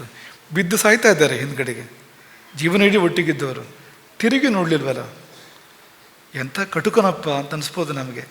ಆದರೆ ಧರ್ಮ ಅದು, ಮಹಾಪ್ರಸ್ಥಾನದ ಧರ್ಮ, ಅದನ್ನು ಪಾಲನೆ ಮಾಡಿದ್ದಾನೆ. ಅವನ ಪ್ರೀತಿ, ಸೋದರರ ಮೇಲೆ ನಾವು ಕಾಳಜಿ, ವಾತ್ಸಲ್ಯ ಎಂಥದ್ದು ಅನ್ನೋದನ್ನು ಈಗ ನೋಡಬೇಕು ನಾವು. ಸಾಕ್ಷಾತ್ ಇಂದ್ರ ಬಂದಿದ್ದಾನೆ, ರಥವನ್ನು ತಂದಿದ್ದಾನೆ, ಏರು ಅಂತ ಕರಿತಾ ಇದ್ದಾನೆ. ಧರ್ಮರಾಜ ಒಂದೇ ಪ್ರಶ್ನೆ ಮಾಡ್ತಾನಂತೆ, ಅವರೆಲ್ಲ ಏನಾದರು? ಭೀಮ, ಅರ್ಜುನ, ನಕುಲ, ಸಹದೇವ, ದ್ರೌಪದಿ, ಅವರ ಗತಿ ಏನಾಯಿತು? ಸ್ವರ್ಗಕ್ಕೆ ನಾನು ಬರೋದಾದರೆ ಅವರ ಜೊತೆಯಲ್ಲಿ ಬರೋದು, ನಾನು ಅವನು ಬಿಟ್ಟು ನನಗೆ ಸ್ವರ್ಗ ಬೇಡ ಅಂತ. ಇಲ್ಲಿ ಆ ಧರ್ಮರಾಜನ ಭಾವ ಗೊತ್ತಾಗುವಂಥದ್ದು ಈ ಜಾಗದಲ್ಲಿ. ಭ್ರಾತರ ಪತಿತಾ ಮೇತ್ರ ಆಗಚ್ಚೆ ಇವರು ಮಯಾ ಸಹ. ಇಲ್ಲೆಲ್ಲ ನನ್ನ ಹಿಂದೆ ಬಿದ್ದು ಹೋದ್ರಲ್ಲ, ಪತನಗೊಂಡ್ರಲ್ಲ, ಪ್ರಾಣ ಕಳ್ಕೊಂಡ್ರಲ್ಲ, ಅವರೆಲ್ಲ ನನ್ನ ಒಟ್ಟಿಗೆ ಬರಬೇಕು. ಮಾತ್ರ ಅಲ್ಲ, ದ್ರೌಪದಿ ಸುಕುಮಾರಿ, ಅವಳು ಸುಖಾರ್ಹ, ಸುಖವಾಗಿರಬೇಕಾದವಳು, ಅವಳು ರಾಜಪುತ್ರಿ, ಜನಕರ ಯಜ್ಞಸೇನನ ಮಗಳು, ದ್ರುಪದ ರಾಜನ ಕುಮಾರಿ, ಅವಳು ಬರಬೇಕು. ಹಾಗಾಗಿ ಅದನ್ನು ನೀನು ಅನುಮತಿಸಬೇಕು ಎಂಬುದಾಗಿ ಇಂದ್ರನಲ್ಲಿ ಕೇಳ್ಕೊಳ್ತಾನೆ. ನೋಡಿ, ಅರ್ಜುನನ ಮೇಲೆ ಜಾಸ್ತಿ ಪಕ್ಷಪಾತ ಇತ್ತು ದ್ರೌಪದಿಗೆ ಅಂತ ಚೆನ್ನಾಗಿ ಗೊತ್ತಿದೆ ಧರ್ಮರಾಜನಿಗೆ. ಆದರೆ ಇಡೀ ಜೀವನ ಎಲ್ಲೂ ಅವಳ ಮೇಲೆ ಬೇರೆ ಥರ ಭಾವನೆ ತೋರಿಸ್ತಿಲ್ಲ ಅವನು. ದ್ರೌಪದಿಯನ್ನು ಚಳಿಸ್ಲಿಲ್ಲ, ಚುಚ್ಚಲಿಲ್ಲ, ಅಥವಾ ಅವಳ ಮೇಲೆ ಬೇರೆ ಭಾವವನ್ನು ಕೂಡ ತಾಳಲಿಲ್ಲ. ಇರಲಿ ಬಿಡು ಅಂತ, ಅವಳು ದೌರ್ಬಲ್ಯ, ಪಾಪ, ಕನಿಕರ ಹೊರತು ಬೇರೆ ಭಾವ ಇಲ್ಲ. ಅದ್ರ ಬದಲಿಗೆ ಒಂದು ಪ್ರೀತಿ ಎಷ್ಟಿತ್ತು ಅವಳ ಬಗ್ಗೆ ಅಂದರೆ, ಈ ತಮ್ಮಂದಿರ ಬಗ್ಗೆ ಕೇಳಿದ್ದಿಲ್ಲದ ಪ್ರತ್ಯೇಕವಾಗಿ ದ್ರೌಪದಿಯ ಬಗ್ಗೆ ಕೇಳ್ತಾನೆ. ಅವಳಿಗೂ ಸ್ವರ್ಗದಲ್ಲಿ ನಮ್ಮ ಜೊತೆಗೆ ಅವಕಾಶ ಬೇಕು, ನಮ್ಮ ಜೊತೆಗೆ ಅವಕಾಶ ಬೇಕು, ಮಾಡಿಕೊಡ್ಬೇಕು ಅದನ್ನು ಅಂತ. ಅದಕ್ಕೆ ಇಂದ್ರ ಇಷ್ಟೇ ಹೇಳಿದಂತೆ, ಅವರಲ್ಲಿ ನಿನಗಿಂತ ಮುಂದೆ ಹೋಗಿ ಆಗಿದೆ, ನಿನಗಿಂತ ಮುಂದಕ್ಕೆ ಅವ್ರು ಪ್ರಯಾಣ ಮಾಡಿ ಆಗಿದೆ. ಮನುಷ್ಯ ದೇಹ ತ್ಯಾಗ ಮಾಡಬೇಕು ಅವರು, ನಿನ್ನ ಹಾಗಲ್ಲ, ನಿನ್ನ ಯೋಗ್ಯತೆ ಅವರಿಗಿಲ್ಲ. ಹಾಗಾಗಿ ಈ ದೇಹ ತೊಗೊಂಡು ಅವ್ರು ಹೋಗೋಕ್ಕಾಗಲ್ಲ, ಅಲ್ಲಿಗೆ ದೋಷ ಇದೆ, ಹಾಗಾಗಿ ತ್ಯಾಗ ಮಾಡಿ ಹೋಗಿದ್ದಾರೆ ದೇಹವನ್ನು. ನಿನ್ನ ಯೋಗ್ಯತೆ ಬೇರೆ, ನೀನು ಹೀಗೆ ಬರುವಂಥವನು. ಇಲ್ಲೇ ಬೇಕಾದ ಪರಿವರ್ತನೆಗಳಾಗ್ತವೆ, ಈ ದೇಹದಲ್ಲೇ ಬೇಕಾದ ಪರಿವರ್ತನೆಗಳಾಗ್ತವೆ. ಹಾಗಾಗಿ ನಿನ್ನ ಕಥೆಯೇ ಬೇರೆ, ಅಲ್ಲಿ ನೋಡುವಂತೆ ಅವ್ರನ್ನೆಲ್ಲ, ಬಾ ಏರು ರಥವನ್ನು ಅಂದಾಗ ಆಯಿತು, ಜೊತೆಗೆ ನಾಯಿನೂ ಬರಲಿ ಅಂತ ಕೇಳಿದ ಅಂತ. ಮುಗಿಯೋದೇ ಅಲ್ಲ ನೋಡಿ, ಸ್ವರ್ಗವೇ ಬಂದಿದೆ ನಿನಗೆ, ಇನ್ನು ಮುಂದೆ ಸ್ವರ್ಗ ಅಂತ ದೇವರಾಜ ಇಂದ್ರ ಬಂದು ಹೇಳ್ತಾ ಇದ್ದಾನೆ. ಕಂಡೀಷನ್ ಆದಮೇಲೆ ಕಂಡೀಷನ್ ಅಂತ ನಮ್ಮ ಧರ್ಮರಾಜನದ್ದು ಅಂತ. ತಮ್ಮಂದ್ರಿಗೆ ಜಾಗ ಬೇಕು ನನ್ನ ಜೊತೆಯಲ್ಲಿ, ದ್ರೌಪದಿಗೆ ಜಾಗ ಬೇಕು, ಅದಕ್ಕೊಂದು ಉತ್ತರ ಬಂತು. ಬಂದ ಮೇಲೆ ನಾಯಿಗೂ ಜಾಗ ಕೊಡಬೇಕು ಅಂತ. ಎಂಥ ಪರಿಸ್ಥಿತಿ ನೋಡಿ ಅಂತ. ಈಗ ನಾವು ನೋಡಬೇಕು, ನಾಯಿಗೆ ಜಾಗ ಕೊಟ್ಟರೋ ಇಲ್ವೋ, ಸ್ವರ್ಗದಲ್ಲಿ ನಾಯಿಗೆ ಏನು ವ್ಯವಸ್ಥೆ ಇದೆ, ನಾಯಿಗೆ ಆಹಾರ ಏನೆಂದು ಕೊಡ್ತಾರೆ ಸ್ವರ್ಗದಲ್ಲಿ, ಅದಕ್ಕೂ ಅಮೃತನೇ ಕೊಡ್ತಾರಾ, ನಾಯಿಗೂ ಏನು ಕೊಡ್ತಾರೆ ಸ್ವರ್ಗದಲ್ಲಿ ನೋಡಬೇಕು ಅಂತ. ಸುಲಭದಲ್ಲಿ ಆಗಲಿಲ್ಲ, ಯಾಕೆಂದರೆ ದೊಡ್ಡ ಸಂವಾದ ನಡೀತು ಇಂದ್ರ ಮತ್ತು ಅರ್ಜುನರ ಮಧ್ಯದಲ್ಲಿ. ಯಾವುದರ ಕುರಿತು ಅಂದರೆ ನಾಯಿಯ ಕುರಿತು ಅಂತ. ಎಂಥ ಸಂದರ್ಭ ನೋಡಿ, ದೇವರಾಜ ಇಂದ್ರ, ಭೂಮಂಡಲದ ಚಕ್ರವರ್ತಿ ಧರ್ಮರಾಜ, ಅವರಿಬ್ಬರು ಭೇಟಿಯಾಗಿದ್ದಾರೆ. ಸ್ಥಳ ಮೇರು ಪರ್ವತ, ಸಂದರ್ಭ ಅಂದರೆ ಅಂತಿಮವಾಗಿರುವಂಥ ಸಂದರ್ಭ, ಜೀವನದ ಪರಮೋತ್ತಮವಾದ ಒಂದು ಸನ್ನಿವೇಶ. ಆ ಸನ್ನಿವೇಶ ನಡೀತಾ ಇರ್ತಕ್ಕಂಥದ್ದು, ಚರ್ಚೆ ಆಗ್ತಾ ಇರೋದು ನಾಯಿ ಬಗ್ಗೆ. ಅವರಿಬ್ಬರ ಮಧ್ಯದಲ್ಲಿ ನಾಯಿಯ ಕುರಿತು ಘನ ಸಂವಾದ ನಡೀತು ಅಂತ. ಸಮಯ ಅತಿಕ್ರಮಣ ಆಗ್ತಾ ಇದೆ, ಹಾಗಾಗಿ ನಾಳೆ ಆ ಸಂವಾದವನ್ನು ಗಮನಿಸೋಣ. ತತ್ವ ಇಷ್ಟೇ, ಇವು ಯಾವೂ ಬರೋದಿಲ್ಲ ಅಂತ. ನಾವು ಯಾವುದಕ್ಕೆ ತುಂಬ ಬೆಲೆ ಕೊಡ್ತಾ ಇದ್ದೇವೋ ಈ ಲೋಕದಲ್ಲಿ ಅವು ಯಾವೂ ಉಪಯೋಗ ಆಗೋದಿಲ್ಲ. ಅತ್ಯಂತ ಮುಖ್ಯವಾದ ಘಟ್ಟದಲ್ಲಿ ಉಪಯೋಗ ಆಗೋದು ಯಾವುದು ಅಂದರೆ, ನಾವು ಎಷ್ಟು ಸರಿಯಾಗಿದ್ವೋ ಇಲ್ಲಿದ್ದಾಗ, ನಾವು ಎಲ್ಲೆಲ್ಲಿ ಸರಿ ಇದ್ವೋ, ನಮ್ಮ ಹೃದಯ ಎಷ್ಟು ಶುದ್ಧ ಇತ್ತೋ, ತಪ್ಪು ಮಾಡಲಿಲ್ವೋ, ಇದೇ ಕೌಂಟ್ ಆಗುವಂಥದ್ದು ಅಂತ, ಇದೇ ಗಣನೆಗೊಳ್ಳುವಂಥದ್ದು ಅಂತ. ಹಾಗಾಗಿ ನಾವು ಮತ್ತೆ ಮತ್ತೆ ನಿಮ್ಗೆ ಹೇಳ್ತಾ ಇರುವಂಥದ್ದು, ನೋಡ್ಕೊಂಡು ಹೆಜ್ಜೆ ಇಡಿ. ದೃಷ್ಟಿಪೂತಂ ನೆಸೆಯತ್ ಪಾದಂ, ಹೆಜ್ಜೆ ಇಡುವ ಮುನ್ನ ನೋಡ್ಕೊಂಡಿಡಿ ಮುಳ್ಳಿದೆಯಾ ಇಲ್ಲ ಅಂತ. ಈ ಮುಳ್ಳು ಚುಚ್ಚೋದು ಈಗಲ್ಲ, ಮುಂದೆ ಆಗಲೂ ಚುಚ್ಚೋದು ಬಂದು, ಚುಚ್ಚೋ ಹೊತ್ತಿಗೆ ಮುಳ್ಳಾಗಿರೋದಿಲ್ಲ, ಅದು ಕತ್ತಿಯಾಗಿರುತ್ತೆ, ಅದು ಕಾದ ಕತ್ತಿಯಾಗಿರುತ್ತೆ. ಅದು ಕ್ಷುರಧಾರ ಕೇಳಿದಿರಲ್ವಾ, ನರಕದಲ್ಲಿ ಒಂದು ಭಾಗ ಅದು ಕ್ಷುರಧಾರ ಅಂದರೆ. ಒಂದು ಪ್ರಪಾತವನ್ನು ಈ ಕಡೆಯಿಂದ ಆ ಕಡೆಗೆ ದಾಟಬೇಕು, ಕತ್ತಿಯೇ ಸೇತುವೆ ದಾಟಬೇಕು ಅಂದರೆ ಕಾದ ಕತ್ತಿ ಅದು ಕೂಡ. ಆ ಕತ್ತಿ ಅಲ್ಲಿಗಿನ ಮೇಲೆ ನಡಿಬೇಕು. ಹೆಜ್ಜೆ ಹಗುರ ಹಾಕಿದರೆ ಹಿಡಿತ ಕಡಿಮೆಯಾಗಿ ಬಿದ್ದು ಬಿಡ್ಬೋದು ನಾವು. ಹೆಜ್ಜೆ ಬಲವಾಗಿ ಹಾಕಿದರೆ ಕತ್ತರಿಸ್ತದೆ ಅದು ಕತ್ತಿ. ಅದು ನಿಂತ್ಕೊಂಡ್ರೆ ನಿಂತಲ್ಲೇ ಬ್ಯಾಲೆನ್ಸ್ ಮಾಡ್ತಾ ನಿಂತ್ಕೊಂಡ್ರೆ ನಿಂತಲ್ಲೇ ಸುಡುತ್ತದೆ ಅದು ಕಾಲನ್ನು. ಓಡಿದರೆ ಆಯ ತಪ್ತದೆ. ಕ್ಷುರಧಾರೆ ಮೇಲೆ ನಡ್ಕೊಂಡು ಹೋಗ್ಬೇಕಂತೆ ನರಕದಲ್ಲಿ ಅಂತ. ಇಂಥದ್ದು ಬರ್ತದೆ ಅಂತ. ಇಲ್ಲಿ ನಾವು ನೋಡ್ಕೊಂಡು ಹೆಜ್ಜೆ ಹಿಡದೇ ಇದ್ದರೆ ಅಲ್ಲಿ ನಮಗೆ ಕ್ಷುರಧಾರೆ ಬರ್ಬೋದು ಮುಂದಕ್ಕೆ ಅಂತ. ಹಾಗಾಗಿ ಆ ಸಂದೇಶವನ್ನು ಪಾಂಡವರೆಲ್ಲ ತಮ್ಮ ಮರಣದಲ್ಲಿ ಕೂಡ ಕೊಟ್ಟರು. ಆದರೆ ಇದಕ್ಕಿಂತ ವಿಶೇಷವನ್ನು ನಾವು ನಾಳೆ ಗಮನಿಸೋಣ ಅಂತ. ಆ ನಾಯಿಯ ಕುರಿತಾಗಿ ಏನು ಸಂವಾದ ನಡೀತು, ಏನದು ನಾಯಿ, ಆ ನಾಯಿ ಯಾಕೆ ಅಲ್ಲಿವರೆಗೂ ಹಿಂಬಾಲಿಸ್ತು, ನಾಯಿ ಬಗ್ಗೆ ಯಾಕೆ ಅವನಿಗಷ್ಟು ಅಭಿಮಾನ ಬಂತು ಧರ್ಮರಾಜನಿಗೆ, ನಾಯಿ ಬಗ್ಗೆ ಸ್ವರ್ಗದ ನಿಲುವೇನು ನಾಯಿ ವಿಷಯದಲ್ಲಿ ಅಂತ, ಪ್ರತಿಯಾಗಿ ಧರ್ಮರಾಜನ ನಿಲುವೇನು, ಇದೆಲ್ಲವನ್ನು ಕೂಡ ಮುಂದಿನ ಭಾಗದಲ್ಲಿ ಮುಂದಿನ ಪ್ರವಚನದಲ್ಲಿ ಅವಲೋಕನ ಮಾಡೋಣ. ಅಲ್ಲಿಯವರೆಗೆ ಹರೇ ರಾಮ.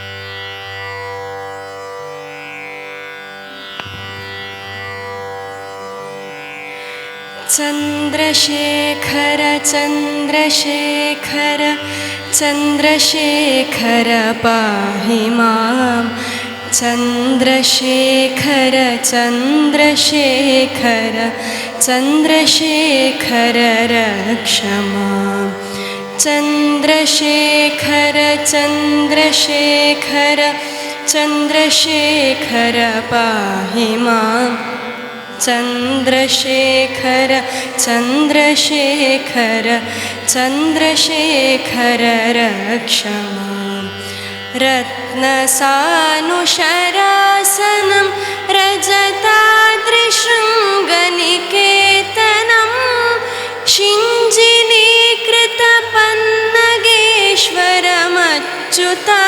शिञ्जिनीकृतपन्नगेश्वरमच्युतानलसायकं क्षिप्रदग्धपुरत्रयं त्रिदशालयैरभिवन्दितं चन्द्रशेखरमाश्रये मम किं करिष्यति वै यमः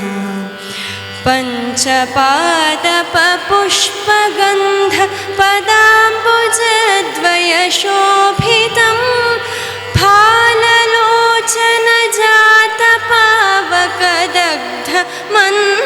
फाललोचनजातपावकदग्धमन्मथविग्रहं भस्मदिग्धकलेवरं भवनाशनं भवमव्ययम् चन्द्रशेखरमाश्रये मम किं करिष्यति वै यमः मत्तवारणमुख्यचर्मकृतितरीयमनोहरं पङ्कजासनपद्मलोचन पूजिताङ्घ्रिसरोरुहं देवसिन्धुतरङ्गशीकर सिक्तशुभ्रजटाधरं चन्द्रशेखरमाश्रये मम किं करिष्यति वै यमः भक्तवत्सलमर्चितं निधिमक्षयं हरिदम्बरं सर्वभूतपतिं परात्परमप्रमेयमनुत्तमं सोमवारिनभूहुताशन सोमपानिलखाकृतिं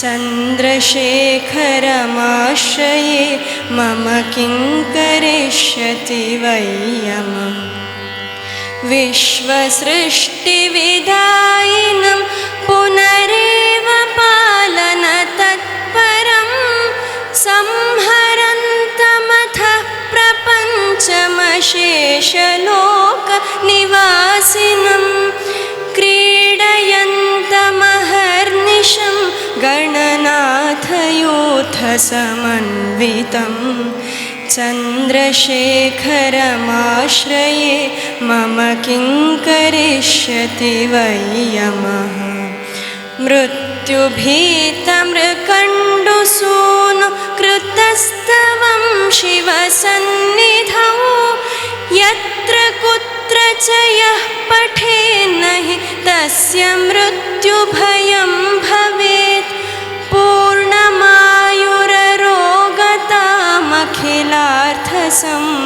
पूर्णमायुररोगतामखिलार्थसम्पदमादरं चन्द्रशेखर एव तस्य ददाति मुक्तिमयत्नतः चन्द्रशेखर चन्द्रशेखर चन्द्रशेखर पाहि मां चन्द्रशेखर चन्द्रशेखर चन्द्रशेखर रक्ष मां चन्द्रशेखर चन्द्रशेखर चन्द्रशेखर पाहि मां चन्द्रशेखर चन्द्रशेखर चन्द्रशेखर रक्ष मां चन्द्रशेखर चन्द्रशेखर चन्द्रशेखर रक्ष मां चन्द्रशेखर रक्ष मां